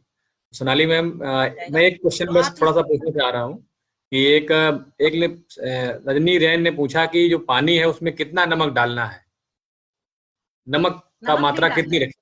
देखिए, तो नमक की मात्रा रहेगी, जरूरत ही नहीं है इसमें नमक की, क्योंकि इसमें नमक की जरूरत नहीं है, आप नॉर्मल वाटर से इसको यूज करें। जी सोनाली जी, आपका टर्न। और कोई क्वेश्चन जो आप है तो क्वेश्चन को बताइए, मैं उसके साथ साथ ही आंसर करूंगी। जी। बहुत क्वेश्चन आए और हुए हैं, एक क्वेश्चन नहीं ढेरों। क्वेश्चन जब हमारे पास ज्यादा आते हैं तो हमें समझ आ जाता है कि आज हमारे दर्शक बहुत ही ज्यादा रुचि लेके सुन रहे हैं, और वो फिर वही जिज्ञासा जब जब बढ़ती रहती है तो प्रश्न आते ही है, स्वाभाविक है। और जब आप इतने अच्छे से समझाएंगी तो जाहिर सी बात है प्रश्न तो आने ही है। मैम, अभी हम लोग आहार की बात कर रहे थे कि सबसे ज्यादा अगर हम ध्यान दें तो हम अपने आहार पे ध्यान दें, बिकॉज आहार से ही हमारे तेज भी आता है, और आहार से ही बहुत सारी डिजीज ठीक हो जाती हैं। तो जब हम आहार की बात करते हैं, हम बात करते हैं कि हम सैलेड बहुत ज्यादा खाएं, फ्रेश वेजीज या फ्रूट ज्यादा खाएं। तो अगर अभी हम सैलेड की बात करते हैं तो क्या सैलेड रात में खाया जा सकता है या नहीं, या क्या प्रॉपर टाइम होता है सैलेड खाने का? और इसी के ही साथ एक और क्वेश्चन है कि सैलेड में भी बहुत लोगों को ये नहीं पता कि कौन से फल या कौन सी सब्जियां साथ में लेनी है। जैसे कि हम लोग ने पढ़ाई की है विरुद्ध आहार के बारे में, तो विरुद्ध आहार कौन कौन से हैं और कौन कौन से आहार साथ में और कौन कौन से आहार साथ में नहीं लेने चाहिए, यह प्रश्न अभिनव और वीर सिंह ने आपसे पूछा है। ठीक है, नहीं सही, अच्छा क्वेश्चन है इनका। देखिए सबसे पहली बात तो हमारा जो शेड्यूल है, डाइट खाना खाने का जो हमारा टाइम टेबल है, वो टाइम टेबल को ही हमें पहले समझना पड़ेगा। क्योंकि हमारा पुराना प्राचीन जो टाइम टेबल था वो 3 टाइम का था ही नहीं, सिर्फ 2 टाइम का था। कि हम जो आहार लेते थे वो 2 टाइम का था, और रात में लेट नाइट तो खाने की बात ही नहीं थी। जैसे रात के खाने की बात की है तो उसमें रात का खाना है ही नहीं, वो खाना होता था शाम को। जो क्योंकि देखिए जठराग्नि जो हमारा जैविक घड़ी होती है वो जिस तरह से चलती है उसके अकॉर्डिंग, जैसे हमारा वात पित्त कफ आयुर्वेद के अनुसार होता है, तो जिस समय पे, और सत्व रज तम 3 गुण जो हमारे होते हैं जो योग के अकॉर्डिंग, तो ये अपने अपने वर्क करते हैं। इसी तरह से हमारे प्राण का भी है, तो इनका उदय होने का और अस्त होने का समय है पूरी तरह से। उसके आधार पे हमारे ऋषियों ने हमें पूरी एक तरह की जो दिनचर्या है वो बना करके दी है। तो उसको ही अगर हम थोड़ा सा फॉलो करते हैं इसमें, तो आप ये देखेंगे कि हमारा जो टाइम है कि सुबह 8 से लेकर के 12 बजे तक का टाइम है पूरा प्रॉपर तरीके से, जो कि हमें खाना खाना चाहिए। ठीक है, उसको हमने बढ़ा के 2 बजे तक कर दिया, क्योंकि जो मेन टाइम पीरियड है वो होता है कि इस समय पे, क्योंकि 8 बजे के बाद से हमारा रजोगुण बढ़ना शुरू होता है और वहां से पित्त बढ़ना शुरू होता है, जिस किस तरह से हमारा डाइजेशन तेज होना शुरू होता है। तो उसके बाद की स्थिति बनती है। ठीक है, उसके बाद फिर वो वापस जब आता है तो सिर्फ 5 से लेकर के 7 बजे के बीच में आता है, वही वाला टाइम पीरियड फिर। और वो टाइम होता है डिनर का, जो कि हमारा टाइम है 10 और 11 बजे, या 9 से लेकर के 11 बजे के बीच में अधिकतर लोग डिनर करते हैं। सबसे गलत टाइम है, उस समय पे सलाद खाएंगे तो प्रॉब्लम क्रिएट होगी। रात का सलाद की अगर बात कर रहे हैं तो उस समय पे अगर सलाद खाएंगे तो दिक्कत होगा। लेकिन अगर हम 5 से 7 के बीच में जब डिनर कर रहे हैं, या ज्यादा से ज्यादा 7:30 तक हम डिनर कर रहे हैं, वहां पे हम सलाद लेते हैं डिनर में, कोई प्रॉब्लम नहीं होता। ये टाइम बहुत जरूरी, 8 बजे से पहले पहले हमेशा डिनर हो जाना चाहिए, ये एक फिक्स टाइमिंग है। और उसमें अगर हम सैलेड खाते हैं तो कोई प्रॉब्लम नहीं है। हम देखिए मॉर्निंग में फ्रूट्स खाएं, दोपहर के खाने से पहले सैलेड खाएं, और रात को भी हम सैलेड खाएं, और उसकी मात्रा जो होगी, आपका जो वेट है उस वेट का 5% आप इसको ले सकते हैं कि उसका 5% आपको सैलेड खाना पड़ेगा। ये रेशो अगर आप मेंटेन करके चलते हैं तो विद इन 1 वीक आप अपनी बॉडी में चेंज देखेंगे। मैं बोल रही हूँ फिजिकली भी और मेंटली भी, आप अपने वेट में चेंज देखेंगे, आपकी स्फूर्ति में चेंज देखेंगे, आप अपने वर्क में चेंज देखेंगे, मेंटली जो भी वर्क करते हैं उसमें भी चेंज आ जाएगा। तो ये जरूर हमें ध्यान रखना है इस चीज का, हमें इस टाइम पीरियड से इस तरह से हमें अपना डाइट प्लान करना चाहिए। ठीक है, नेक्स्ट क्वेश्चन। जी, सो बेसिकली अगर आप आहार की और डाइट की बात कर रहे हैं तो सबसे पहले आपको जो ध्यान देना है वो आपको ध्यान अपनी दिनचर्या पे देना है। अगर आप रात के 12 बजे डिनर कर रहे हैं तो आप मान के चलिए कि आहार तो आपको असर नहीं करेगा, लेकिन आपने रोगों को निमंत्रण बहुत जल्दी ही दे दिया है। And a proper dinner is set to be done शाम के 5 से 7 बजे के बीच। हम लोग रात का जिसे आप डिनर कहते हैं वो कर लेना चाहिए। मैम जठराग्नि की बात आपने बताई, हम इसके बारे में भी आएंगे, लेकिन अगला प्रश्न है जो कि बहुत कॉमन है, मृणाली और वीर सिंह ने पूछा है कि उनके जानने में ऐसे लोग हैं जब वो पीरियड्स या जब उनका मेंस्ट्रुएशन डे स्टार्ट होते हैं तो 5-6 दिन पहले ही क्रैम्प और चक्कर आने लगते हैं। तो अभी आपने कटी चक्र के लिए अभी आपने बताया था कटी स्नान बहुत ही ज्यादा बेनिफिशियल होता है, लेकिन क्या कटी स्नान के साथ ही आप कुछ और भी ऐड करना चाहेंगे क्रैम्प्स के लिए, या फिर अगर जिन्हें चक्कर आते हैं? साथ ही साथ दौरे का भी यहाँ पे मेंशन किया है कि बहुत लोगों को दौरे भी पड़ते हैं, तो ये चीज आप थोड़ा सा बताएं कि कटी स्नान के अलावा भी हम और क्या क्या उपचार, प्राकृतिक उपचार कर सकते हैं। इस टॉपिक पे आने वाली थी, हम ट्रीटमेंट पर्सन पे थे, तो बहुत अच्छा आपने क्वेश्चन कर लिया, क्योंकि वाकई में ये बहुत बड़ी प्रॉब्लम होती है। क्योंकि इस समय पे जो गर्ल्स हैं उनको बहुत दिक्कत होती है, कोई लोगों को बहुत पेनफुल कंडीशंस भी रहती हैं जिनको कि फिर इंजेक्शंस लेने पड़ते हैं। ये वाला पेन किलर के इंजेक्शंस भी देते हैं डॉक्टर्स, कई तरह की चीजें उनके साथ में होती है, वॉमिटिंग फीलिंग्स भी होती हैं, ऐसी स्थितियां रहती हैं। तो मैम थोड़ा सा अगर वॉल्यूम आप चेक कर ले तो बहुत धीरे आवाज आ रही है। एक सेकंड है, हेलो अब आ रही है आवाज? बिल्कुल परफेक्ट। तो इस वाली जो प्रॉब्लम है, इसके लिए आप देखिए क्या क्या चीजें और कर सकते हैं। इसमें भी आपने ध्यान रखना है, एक तो जंक फूड बंद करना है, क्योंकि उनमें भी ज्यादा ये देखा गया है, जो जंक फूड ज्यादा लेते हैं, मैदा ज्यादा यूज करते हैं, चाट वगैरह इस तरह की जो चीजें हैं वो ज्यादा यूज करते हैं, तो वहाँ मसाले, खासकर गरम मसाले, गरम चीजें जो यूज करते हैं, उनमें ये प्रॉब्लम ज्यादा देखी जाती है। तो एक तो पहला काम ये करना है। दूसरा, आप बात को कंटिन्यूटी में करिए, जो मैंने आपको बताया, दिन में 2 बार भी कर सकते हैं, मॉर्निंग इवनिंग भी कर सकते हैं, तो और जल्दी इफेक्ट पड़ेगा। इसके अलावा इनके लिए मैं एक ट्रीटमेंट और बताती हूँ कि आप क्या कर सकते हैं, जिस प्रॉब्लम से उस समय पे वो गुजर रहे होते हैं, कि जैसे अटैक्स वाली जो कंडीशंस होती है, उनको रोकने के लिए, कि आपने ये जो हाथ है, मैं एक्यूप्रेशर का भी कुछ पॉइंट इसमें यूज करने के लिए आपको बता रही हूँ, कि जो अपने हाथ में आप ये 2 जो फिंगर्स हैं, इसके बीच में मैं बना करके दिखा देती हूँ आपको। अगर आप देख पा रहे हैं तो मैंने यहाँ पे एक गोला बनाया है, ठीक है, आपको विजिबल है। तो इसको आपने पूरी तरह से यहाँ पे ब्लैक कलर यूज करना है, बहुत जल्दी इफेक्ट आ जाएगा। ये देखिए ऐसे, और इसी तरह से आपने यहाँ पे करना है। ये देखिए इन दोनों उंगलियों के बीच में, यहाँ पे इन दोनों जगह पे आप इसको ब्लैक कलर करिए दोनों हाथ में, और इसको आप लगातार लगा के रखिए 24 घंटे। आपको तुरंत इसमें रिलीफ मिल जाएगा, तुरंत के तुरंत इसमें रिलीफ मिलेगा। कि जो ये जितने भी सिम्टम्स आप ये देख रहे हो, वो सिम्टम्स में आप, और या तो उसको प्रेस भी कर सकते हैं, जिस समय पे दौरा आया है या इस तरह की सिचुएशन बन रही है, तो आप इस तरह से अपनी उंगली को पकड़ करके, और इसको कम से कम 20 से 25 बार इस तरह से तेजी से, क्योंकि यहाँ पे दबाने से बहुत तेज पेन होगा, जिनको भी ये प्रॉब्लम होगी उनको बहुत तेज पेन होगा, तो उस पेन को थोड़ा सा आप बर्दाश्त करेंगे, थोड़ा सहन करेंगे, और उसको इस तरह से प्रेस करेंगे दोनों को, तो इससे भी बहुत जल्दी रिलीफ मिलेगा। एक तो आप ये काम कर सकते हैं। इसके साथ में इसका एक और ट्रीटमेंट है, हिप बाथ प्लस ये, और इसके अलावा इसमें लपेट्स बहुत यूज करते हैं, कि अगर ऐसी स्थितियां बन रही हैं तो नेचुरोपैथी में लपेट्स का प्रयोग होता है, इसमें पट्टियों का प्रयोग होता है, कि 2 तरह की कपड़े का पट्टी का यूज होती है। एक तो कॉटन की पट्टी होती है, जैसे व्हाइट वाले दुपट्टे होते हैं सभी गर्ल्स के पास, प्लेन दुपट्टा इसके लिए लेना है, तो व्हाइट कलर का अपना दुपट्टा ले सकते हैं। उसी तरह से जैसे सॉल होती हैं, हमारे मफलर्स होते हैं घर पे, वैसे क्योंकि नेचुरोपैथी सेंटर्स में तो प्रॉपर पट्टियां बनी होती हैं इसकी, जो एक बनता है, लेकिन अभी तुरंत मैं बोलूंगी कि आपने पट्टियां खरीदनी है, ये लेना है, तो वो दिक्कत हो जाएगी, आप घर पे उसको यूज कर सकते हैं। तो पहले फिलहाल आप उस दुपट्टे को यूज करेंगे, और उसको आप जैसे, क्योंकि वो बहुत चौड़ा होता है, तो उसको एक तह मार करके आपने उसको लगभग 6 इंच के लगभग चौड़ा रखना है, और लंबाई पूरी 2.5 मीटर की उसकी रहती है, तो उसको आपने फोल्ड करना है। और फोल्ड कैसे करेंगे, पहले फोल्ड किया, उसके बाद उसको रोल कर देंगे, और रोल करने के बाद उसको पानी में भिगोना है। आप ध्यान से सुनिएगा, पानी में भिगोना है, वो भी टैप वाटर में, ठंडे पानी में, गर्म पानी में नहीं। और उसको फिर पूरा तरह से निचोड़ लेंगे, और एब्डोमन एरिया को समझना है हमें पहले, जो नाभि से नीचे वाला भाग होता है, उसको पेडू कहते हैं, उस वाले भाग में पूरा लपेटना है। जिनको भी ये प्रॉब्लम होती है वो पूरे में लपेटेंगे, और उसके ऊपर से सॉल को काट सकते हैं पट्टी बनाने के लिए, या कोई मफलर है चौड़ा वाला, तो मफलर मतलब गर्म कपड़ा हमें कुछ चाहिए, जिससे उसको पूरी तरह से रैप कर देंगे। और ये पोर्शन को हम 45 मिनट तक रखेंगे। इसका जो टाइमिंग होगा 45 मिनट।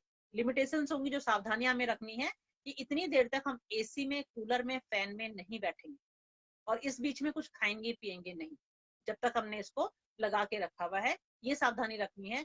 ये 3 ट्रीटमेंट अगर आप लगातार करेंगे तो विद इन 1 मंथ आपकी जो समस्या है वो 50 से 60% तक खत्म हो जाएगी। ये मैं गारंटेड बोल सकती हूँ। इसको आप करके देखिए। जी जी, और साथ ही साथ इसमें हम लोग जो बात कर रहे हैं, हम लोग आपके उदर के, हम लोग आपके लोअर एब्डोमिनल की बात कर रहे हैं।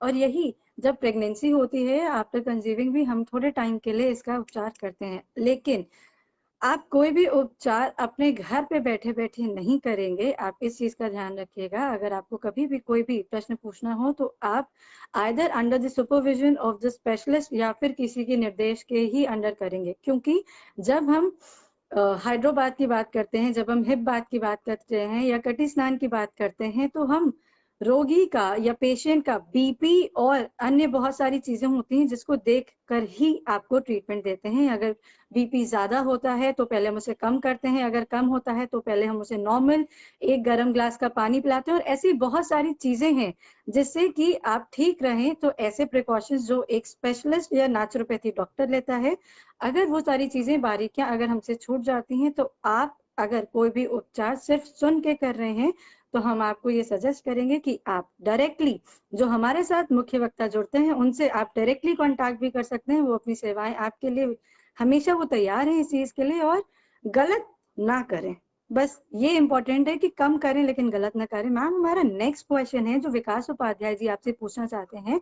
विकास उपाध्याय जी हमारे यूपीवाईएसए के साथ बहुत ही ज्यादा सपोर्टिव है और कंधे से कंधा मिला के चलते हैं। वो ये कहते हैं कि जैसे आपने शुरू में बात करी कि जो नारियां होती हैं, जो महिलाएं होती हैं, जो माएँ होती हैं, उनमें एक आदत होती है कि वो अपने आप की आइडेंटिटी को ज्यादा स्ट्रॉन्ग नहीं करती हैं। वो पहले अपना फैमिली, पहले अपने बच्चों पर, पहले अपने परिवार को देखती हैं।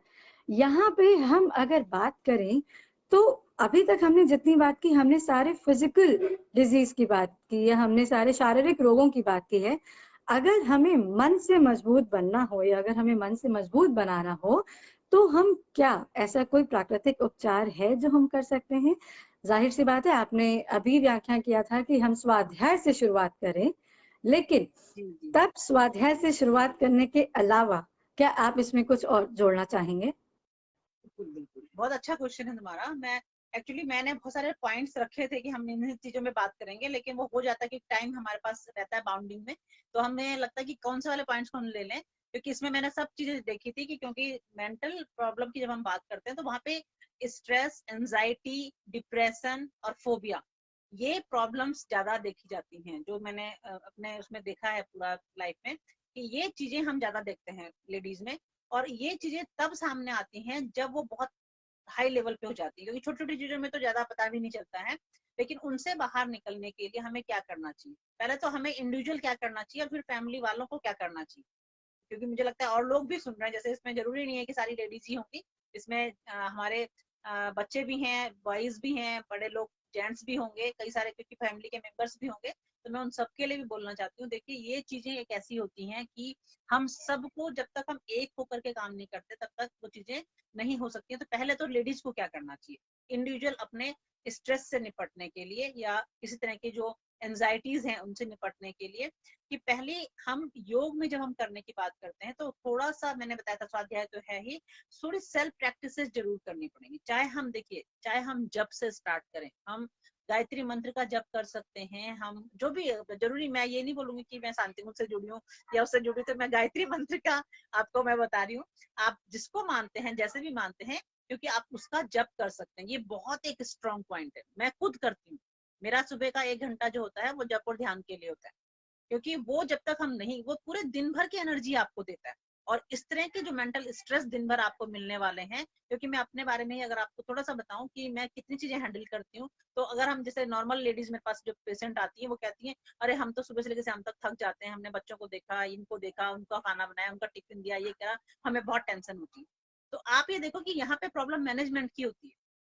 मैं अगर अपना रूटीन आपको बताऊं, मैं सुबह 7:30 बजे घर से निकल जाती हूँ, और सुबह 7:30 बजे मैं घर से निकल कर क्लिनिक में जाती हूँ। क्लिनिक में पेशेंट देखती हूँ, पेशेंट देखने के बाद 10 बजे मैं वहां से निकलती हूँ, यूनिवर्सिटी जाती हूँ। यूनिवर्सिटी में जाकर के मैं वहां पे योगा डिपार्टमेंट देखती हूँ, साथ ही मैं डीन हूँ, तो मेरे अंडर में 15 डिपार्टमेंट है। तो मैं 15 डिपार्टमेंट्स का पूरा चीजें देखती हूँ। उसके बाद से मैं फिर से वहां से निकल के शाम को क्लिनिक में जाती हूँ। क्लिनिक में जो दिन भर का रूटीन वर्क होता है वो सब चीजें, और नेक्स्ट डे का जो ट्रीटमेंट होता है वो देखती हूँ। और देन मैं वहां से वापस आती हूँ घर पे शाम को 7 बजे। तो ये मेरा घर का जो रूटीन, जो ड्राइविंग है मेरी, वो 1 घंटे की है। मैं खुद ड्राइव करती हूँ, 1 घंटे की ड्राइविंग है, 1 घंटे ड्राइव करके जाती हूँ, शाम को 1 घंटे ड्राइव करके घर में आती हूँ। इतना दूर हमारा पड़ता है सब चीजें। और लगभग देहरादून का पूरा चक्कर लगता है, एक कोने से दूसरे कोने में जाती हूँ, दूसरे कोने से दूसरे कोने में जाती हूँ, लेकिन फिर भी फ्रेश रहती हूँ। सिर्फ और सिर्फ योग की वजह से, जो मैं बता रही हूँ, मेडिटेशन की वजह से, ध्यान की वजह से, और मेनली हमारी फैमिली के सपोर्ट की वजह से। ये बहुत बड़ा पार्ट है, क्योंकि मैं यहाँ पे अगर बता रही हूँ कि हमारी फैमिली और मेरी, खासकर मेरी मदर इन लॉ, उनका जो सपोर्ट है उसकी वजह से मैं यहाँ पे से बोल रही हूँ, क्योंकि ये हमें करना बहुत ज्यादा जरूरी है। जितने लोग सुन रहे हैं फैमिली मेंबर्स, क्योंकि फैमिली का मतलब क्या होता है उसको समझना बहुत ज्यादा जरूरी है, क्योंकि सपोर्ट सिस्टम जब मिलता है तब आप काम कर सकते हो, वरना टांग खींचने वाले तो सब हैं, टांग तो कोई भी खींच सकता है। तो हमें उस चीज को बहुत ज्यादा चीजें देखनी है कि जितने भी घर में लोग हैं उनको सबको समझना पड़ेगा उसके लिए, तब जाके हम स्ट्रेस फ्री हो सकते हैं, वरना स्ट्रेस फ्री नहीं हो सकते। अगर मैं इतना करने के बाद घर में आकर के इतने सारी चीजें मेरे लिए रखी भी हो कि हाँ ये चीजों की तो स्ट्रेस मुझे भी होगा, सबको ही होगा, तो हमें ये चीजों को समझना पड़ेगा, बाकी सबको भी समझना पड़ेगा कि हमें एक तो टाइम मैनेजमेंट के ऊपर ध्यान देना पड़ेगा, तो हमारा स्ट्रेस कम होगा, एंजाइटी कम होगी। बेकार बात की एंजाइटी करना गलत है। अब हमारा बच्चा भी, मेरा भी छोटा बच्चा है, और हम बेफालतू की एंजाइटी पाड़ लेंगे इसको कोरोना हो जाएगा, घर में बैठा हुआ कहाँ से हो जाएगा, ऐसे एंजाइटी हो रही है आजकल। मेरे पास जो कॉल आ रहे हैं, मैं तुम्हें बताना चाहती हूँ यहाँ पे कि ऐसी ऐसी लेडीज मुझे कॉल कर रही हैं कि घर पे बैठी हुई फिर भी कह रही है हमारा तो सांस फूल रहा है, हम तो मर जाएंगे। अरे कहाँ से क्या क्या है ये, मतलब थॉट नहीं, हम देख सिर्फ, चुके हैं, हम आपके सेंटर में आके ये चीज देख चुके हैं कि और जब हमारे हम बच्चों लोग को सेंटर में आते हैं तो एकदम भरा होता है। मैम, हम अगला प्रश्न पूछेंगे, यहाँ से अगला प्रश्न ये पूछेंगे कि अभी जब हम बात कर रहे हैं कि ज्यादा से ज्यादा हमें कच्चा आहार लेना चाहिए, हमें बहुत ज्यादा पका हुआ या उसको मल्टी टाइम्स कुक नहीं करना चाहिए या बासी खाना नहीं खाना चाहिए, लेकिन यहाँ से ही ये कॉन्ट्राडिक्ट होता है। अभी जो हमारा कोविड टाइम चल रहा है या अभी जैसे महामारी चल रही है, तो अभी यही बताया जा रहा है कि कोई भी खाना आप बिना पकाए ना खाएं, या उसको फूड अगर हम खा रहे हैं तो उसको अच्छे से हीट दें, उसे पकाएं, बॉईल करें, फिर खाएं। तो हालांकि जो प्रश्न आया है उसमें ये प्रश्न है कि अगर अभी कच्चा खाना मना किया गया है, अगर अभी हमें कच्चा खाने की सलाह दी जा रही है, बट कोविड में कच्चा खाना नहीं खाना चाहिए, तो हम इस चीज का कैसे एक उपाय निकालें? तो इसमें ठीक है। मेरे अनुसार तो ये है कि हम बॉइल्ड खाना खा सकते हैं, which will be very very beneficial. लेकिन अगर आप इसमें कुछ और ऐड करना चाहें तो मुझे लगता है शायद ज्यादा अच्छे से उत्तर आगे आएगा। सबसे पहली बात ये कि जो भी चीजें हम ले रहे हैं बाहर से, तो सबसे पहली बात है क्लीनिंग। हम जो भी सब्जियां ले रहे हैं, जो भी फ्रूट ले रहे हैं, जितनी भी चीजें हम ले रहे हैं, उसकी क्लीनिंग पे ध्यान देना, सफाई पे ध्यान देना जरूरी है, और उसको प्रॉपर तरीके से साफ। जो भी जैसे हम खीरा खाते हैं, टमाटर खाते हैं, कच्चा इसको हम डायरेक्ट हमें खाना है, तो उसको क्लीन करना ज्यादा जरूरी है। और जहां तक हो सके जो फल भी खा रहे हैं तो उसका छिलका निकाल देना चाहिए। कच्चा का जो भी चीज हम खा रहे हैं, कि उसका जो ऊपर वाली परत है आप उसको हटाइए, उसको पहले साफ करिए, साफ करके वो खीरा हो कोई भी चीज जो आप ले रहे हो उसको आप पूरी तरह से ऊपर वाली परत को हटा दीजिए, उसके बाद आप उसको ले सकते हैं। इसके साथ में भी जैसे अभी तुमने बताया कि अगर हमें ज्यादा फिर भी लगता है कि ऐसी प्रॉब्लम्स हो रही हैं, क्योंकि आजकल वाकई में है, ये वाला पोर्शन भी है, क्योंकि हमें ना तो फ्रूट अच्छे मिल रहे हैं, ना वेजिटेबल अच्छी मिल रही है। खैर जो गाँव के आसपास हैं, जो थोड़ा बहुत जहाँ पे अच्छी मिलती है उनको तो ठीक है, लेकिन अगर हम बड़ी सिटीज की बात करें तो ये बड़ा प्रॉब्लम है। जैसे तरबूज ही आजकल आ रहे हैं, तो उसमें से भी मैं परसों ही मैं खुद ही लेकर के आई थी, बाहर फेंक दिया पूरा का पूरा उठा के, क्योंकि वही इंजेक्शन से जो कर रखे हैं, लेकिन उसको भी पहचानना सबको नहीं आता कि कैसे हम उसको पहचाने। तो वो सब चीजें रखनी, ध्यान रखना वाकई में बहुत जरूरी है इन सब चीजों के लिए, कि हमें इनका ध्यान रखना है कि किस तरह से हम लेंगे। और बॉइल्ड ले सकते हैं, खासकर जो कमी हमें करनी है वो चीज करना है कि पूरी तरह से ना पकाएं, उसको पूरी तरह से खत्म ना करें। उसको हम जैसे हल्का बॉईल कर सकते हैं, स्टीम्ड कर सकते हैं, स्टीम करके ले सकते हैं, और उसमें ज्यादा मसालों का प्रयोग ना करें, उसको भूने नहीं। तड़का वाला जो पोर्शन हम देते हैं या उसको भून देते हैं ज्यादा तरह से, उस तरह ना करके हम उसको स्टीम्ड करके ले सकते हैं। या जैसे अंकुरित भी अगर हम नहीं ले पा रहे हैं उस तरह से, तो उसको भी स्टीम्ड करके ले सकते हैं। तो इस तरह से हम जी, तो यहाँ से हम ये समझते हैं कि बहुत ज्यादा उसको रीहीट ना करें। अगर वो कम हीट में भी आप खा सकते हैं तो आप कितना ज्यादा कोशिश करें उतना ही ज्यादा फ्रेश खाना खाएं, फ्रेश आहार लें, प्राकृतिक आहार लें। और यहाँ से ये भी, जी मैम कुछ बोलना चाह रहे हो एक आप? हाँ जी जी ये बोलना चाह रही हूँ कि एक चीज हम बस ध्यान रखें कि जितना खाना है उतना ही पकाएं, खाने को ज्यादा बना करके स्टोर ना करें। पहली बात तो ये सबसे बड़ा प्रॉब्लम है हम लोगों का, कि स्टोरेज जो फ्रिज नामक जो हमारे पास यंत्र आया है ना, उसने भी बहुत बड़ी प्रॉब्लम क्रिएट करी है। तो हमें उस चीज का भी ध्यान रखना है, क्योंकि इस समय पे हमारे पास टाइम की कोई कमी नहीं है, हम आराम से बना सकते हैं, तो उतना बनाएं और उतना ही हम यूज करें। उसको बार बार निकाल करके जो हम गर्म करके यूज करते हैं, वो भी एक बहुत बड़ी समस्या है, उसको थोड़ा सा ना करें। जी बिल्कुल। यहाँ से पे एक सलाह आई है कि आप खाना उतना ही पकाएं और उतना ही बनाएं कि हमें बार बार स्टोर नहीं करना चाहिए। और यहाँ से ही एक और लाइन जो मैं आपको जोड़ना चाहूंगी कि आप अपने मन को और विचारों को उतना ही चलाएं जितना आपके लिए आवश्यक है। बहुत ज्यादा थॉट्स और बहुत ज्यादा विचार स्टोर करके रखने से भी ज्यादा मेंटल प्रॉब्लम होती है। और स्पेशली आज के टाइम पे जब आप लॉकडाउन में घर पे बैठे हुए हैं और आप उतना ज्यादा प्रोडक्टिव या उतना ज्यादा काम नहीं कर रहे हैं, तो आपका जो माइंड है वो कंपैरेटिवली पहले की तरह बहुत ज्यादा यूजलेस थॉट लेके आ रहा है। और अगर आप स्ट्रेस, डिप्रेशन, एंजाइटी या एंगर या और भी कोई मेंटल थिंग के लिए कंपेयर कर रहे हैं, तो सबसे पहले अपने थॉट्स, अपने विचारों पर नियंत्रण लेके आए। यहाँ से मैम हम चाहेंगे कि आज, क्योंकि हम वैसे भी समय के बाद हैं और आपका भी इसके बाद जैसे आपने बताया था कि आपको एक और मीटिंग में जाना है, तो आपने जो हमें 1 घंटे का वक्त दिया है उसके लिए हम बहुत बहुत आभारी हैं। We are very very very thankful to you that you are here in our platform. और साथ ही साथ हम अपने सारे दर्शकों, हमारे प्रश्न अभी इतने ज्यादा हैं कि अगर हम अभी सारे प्रश्न लेंगे तो शायद 1-1.5 घंटे का ये व्याख्यान और निकल सकता है। लेकिन हम भी समय के बाद हैं, हमारे दर्शक भी बाद हैं, और सबसे ज्यादा जो हमारी मुख्य वक्ता हैं वो भी, उन्हें भी कहीं अपनी मीटिंग पे जाना है। तो यहाँ से ही इस श्रृंखला को समाप्ति की ओर लेके जाने से पहले हम आपको बहुत ज्यादा तहे दिल से धन्यवाद कहेंगे। इसके साथ साथ हम विपिन जी को भी आमंत्रित करेंगे कि वो धन्यवाद ज्ञापन करें। और उससे पहले हम एक चीज अपने सारे दर्शकों को बता दें कि मैम योग भी करती हैं, नेचुरोपैथी भी करती हैं, साथ ही साथ मर्म की भी नॉलेज रखती हैं, उन्हें मर्म विज्ञान भी आता है। और इसके साथ साथ अभी आयुर्वेद का भी आपको बताया है, डाइट यानी आहार और डाइटिशियन भी है।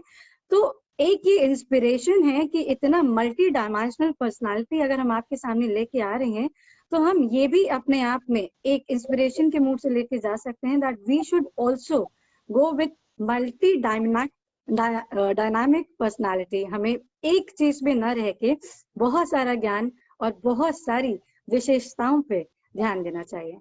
यहाँ से हम अपनी वाणी को विराम देते हैं। विपिन जी, आप हमारी मुख्य अतिथि का, जिनका मुस्कुराता हुआ चेहरा इतना खिलखिलाता हो और हमेशा तेज, ये चीज एक और जो हमने मेंशन की थी कि अगर आप योग करेंगे तो आप डेफिनेटली ये देखेंगे कि जो आपके चेहरे में नूर है, जो आपके चेहरे का ओज है या फिर जो ऊर्जा है जिसे हम ऑरा कहते हैं, वो डेफिनेटली एक्सपैंड होता है। इसके उदाहरण बहुत सारे हैं। तो मुझे लगता है कि यहाँ से अब विपिन जी आप धन्यवाद ज्ञापन करें और उसके बाद आखिरी में हम शांति पाठ करेंगे। उत्तर प्रदेश योगासन खेल संघ के सभी दर्शकों और इंटरनेशनल नेचुरोपैथी ऑर्गेनाइजेशन के राष्ट्रीय अध्यक्ष आनंद बिरादर सर की तहत मैं आपको तहे दिल से वंदन और अभिनंदन करता हूं। और शायद मेरी आवाज आप सुन पा रहे होंगे। बिल्कुल बिल्कुल जी, आ रही है ओके। आपकी आवाज। जी धन्यवाद मैम। और एक्चुअली मैंने शुरुआत में ही कहा था कि मैं अपने गुरु का परिचय अपने मुख से नहीं दे सकता, उनका नाम लेना भी मेरे लिए दुष्कर रहता है। तो निश्चित तौर पर, और मैम ने इतना, चूंकि सब्जेक्ट बहुत है, मैम से अगर हम चाहें कि 1 घंटे में वो सारा सार बता दें तो ये संभव नहीं है। इसके लिए आपको विधिवत कम से कम साल, 2 साल, 3 साल तक नियमित तौर पर एक श्रोता की भांति रह करके, एक विद्यार्थी की भांति रह करके उनसे सीखना पड़ेगा, आपको जानना पड़ेगा। जिन दर्शकों ने हमें क्वेश्चन भेजे हैं, हम उनके क्वेश्चन के जवाब बहुत ही जल्दी आपको दे दिए जाएंगे। और जिन्होंने पूछे ही, क्योंकि जब हम मैसेज करते हैं कि आप लोग क्वेश्चन पूछ लिया करिए, तो आप तुरंत टाइप करके रेडी करके रखा करिए कि हमें कल क्वेश्चन ये पूछना है। सभी दर्शकों को बताना चाहेंगे कि कल जो हमारे बीच के रूप में होंगे वो भी बहुत ही खास हैं, और वो भी एक बहुत बड़े विश्वविद्यालय के विभागाध्यक्ष भी हैं। उत्तराखंड संस्कृत यूनिवर्सिटी के विभागाध्यक्ष डॉक्टर कामाख्या कुमार सर, वो हमारे बीच में कल आएंगे और आप लोगों को बताएंगे योगा ऑफ द मैट, यानी कि जो योगा मैट में हम लोग योग करते हैं उससे भी परे कुछ योग होता है, उसके बारे में एक विस्तृत और डिटेल नॉलेज आप लोगों को देंगे। तो बहुत बहुत धन्यवाद। दर्शकों से हमारा बहुत बहुत अनुरोध है कि वो UPYSA के जो वेबसाइट है www.upysa.in, हमने मेंशन भी करी है, उस पर जाकर के वो अपना एक सर्टिफिकेट के लिए फॉर्म भी फिलअप कर सकते हैं, हमारे साथ जुड़ भी सकते हैं, हमारे प्रातःकाल के योगाभ्यास सेशन में प्रतिभाग कर सकते हैं। यदि वो अच्छा गाना गाते हैं तब भी हमारे म्यूजिक सेल में वो भाग कर सकते हैं। तो चूंकि हमने किसी भी विषय में वो पारंगत हैं, हम निश्चित तौर पर उनकी सेवाएं लेंगे और ईश्वर से कामना करेंगे सभी लोग स्वस्थ रहेंगे। इसी कामना के साथ हम चूंकि फिर से अपने यूपीवाईएसए की अध्यक्षा डॉक्टर विजयलक्ष्मी जायसवाल जी की तरफ से मैम आपको बहुत बहुत धन्यवाद और आभार व्यक्त करते हैं। सत्र को आगे न खींचते हुए हम डायरेक्ट सीधा अपनी को सहयोगी सोनाली जी को भी धन्यवाद करते हैं, उन्होंने इतना कुछ अच्छा क्वेश्चन आंसर सेशन अपना किया। तो अब हमारे मुख्य जो शांति पाठ के लिए दीदी हमारी आमंत्रित, उनको आमंत्रित करिए। सोनाली जी, आवाज आ रही है? आपकी आवाज आ रही है, तो यहाँ से ही सबको जी, धन्यवाद करते हुए सारे। आ रही है मेरी आवाज? जी बिल्कुल आ रही है, आप बोलिए। ठीक है, अब यहाँ से ही हम अपनी शरद दीदी को बुलाएंगे। शरद दीदी सारे दर्शकों को बता दें कि शरद दीदी रेकी ग्रैंड मास्टर हैं और रेकी में बहुत ही ज्यादा अच्छे से उन्होंने मुख्यता पाई हुई है, प्रमुखता है, और साथ ही साथ यहाँ पे बहुत सारे रेकी से जुड़े हुए एसोसिएशन, वेलफेयर एसोसिएशन से जुड़ी हुई हैं और अपनी सेवाएं देती हैं। तो दीदी, हम एक बार आपसे फिर से चाहेंगे कि आप शांति पाठ करवाएं और यहाँ से हम ईश्वर की प्रार्थना करते हुए श्रृंखला को समाप्ति की ओर ले चलें। दीदी आप म्यूट पे हैं, आप म्यूट पे हैं।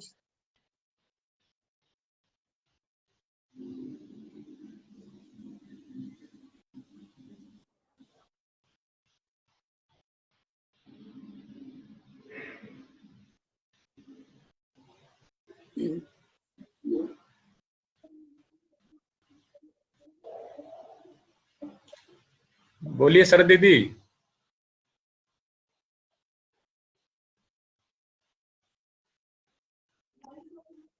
दीदी आवाज नहीं आ रही है आपकी। सोनाली जी, आप उस श्रृंखला को आगे बढ़ा दीजिए अपने स्तर पर। अच्छा,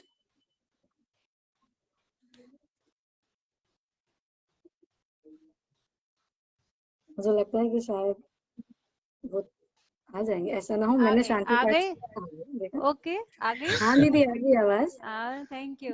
नमस्कार मैम, सबसे पहले आपका धन्यवाद। मैं ईश्वर की असीम अनुकंपा से आपके सामने मैं बहुत अच्छा लगा आपने जो भी दिया, और शांति पाठ से बढ़ने से मैं अगेन आपको धन्यवाद कहती हूँ। मैं भी नेचुरोपैथी और योग से जुड़ी हुई हूँ, प्रॉपर क्लासेस भी लेती हूँ, बट मेरा सौभाग्य मैं आपके सामने आज बहुत अच्छे प्रेजेंटेशन के साथ बैठी हूँ। और विपिन जी, आपका धन्यवाद, मुझे आपने अवसर दिया। और सोनाली, तुम तो बेमिसाल हो, बहुत प्यारा बोलते हो। और सभी दर्शकों का धन्यवाद जिन्होंने हमें टाइम दिया। अब हम शांति पाठ की तरफ बढ़ते हैं। चलिए फिर से सभी लोग हाथ जोड़ लेंगे नमस्कार की मुद्रा में। ओम दो शांति, अंतरिक्ष शांति, पृथ्वी शांति, रापा शांति, औषधिया शांति, वनस्पत्या शांति, विश्वदेवा शांति, शांतिरम शांति, सर्वब्रह्म शांति, शांतिरेव शांति, क्षमा शांतिरेधि।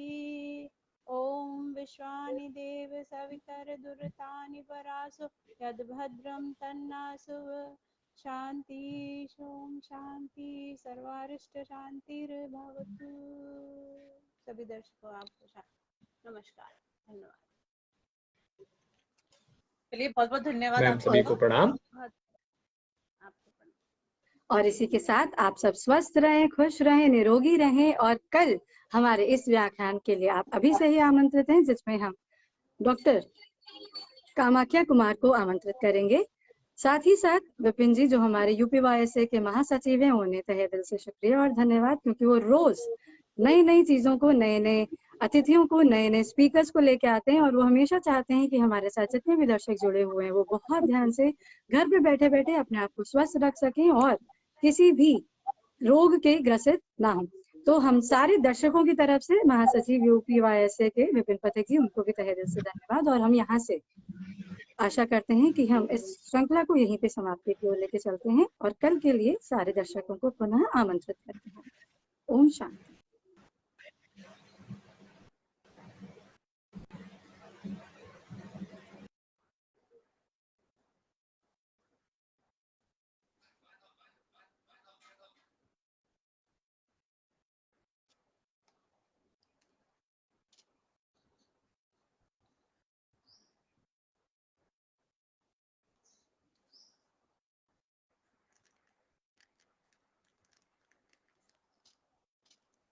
इसको जल्दी से ऑफ करो, तुम दिख रही हो, दिशा दिख रही है।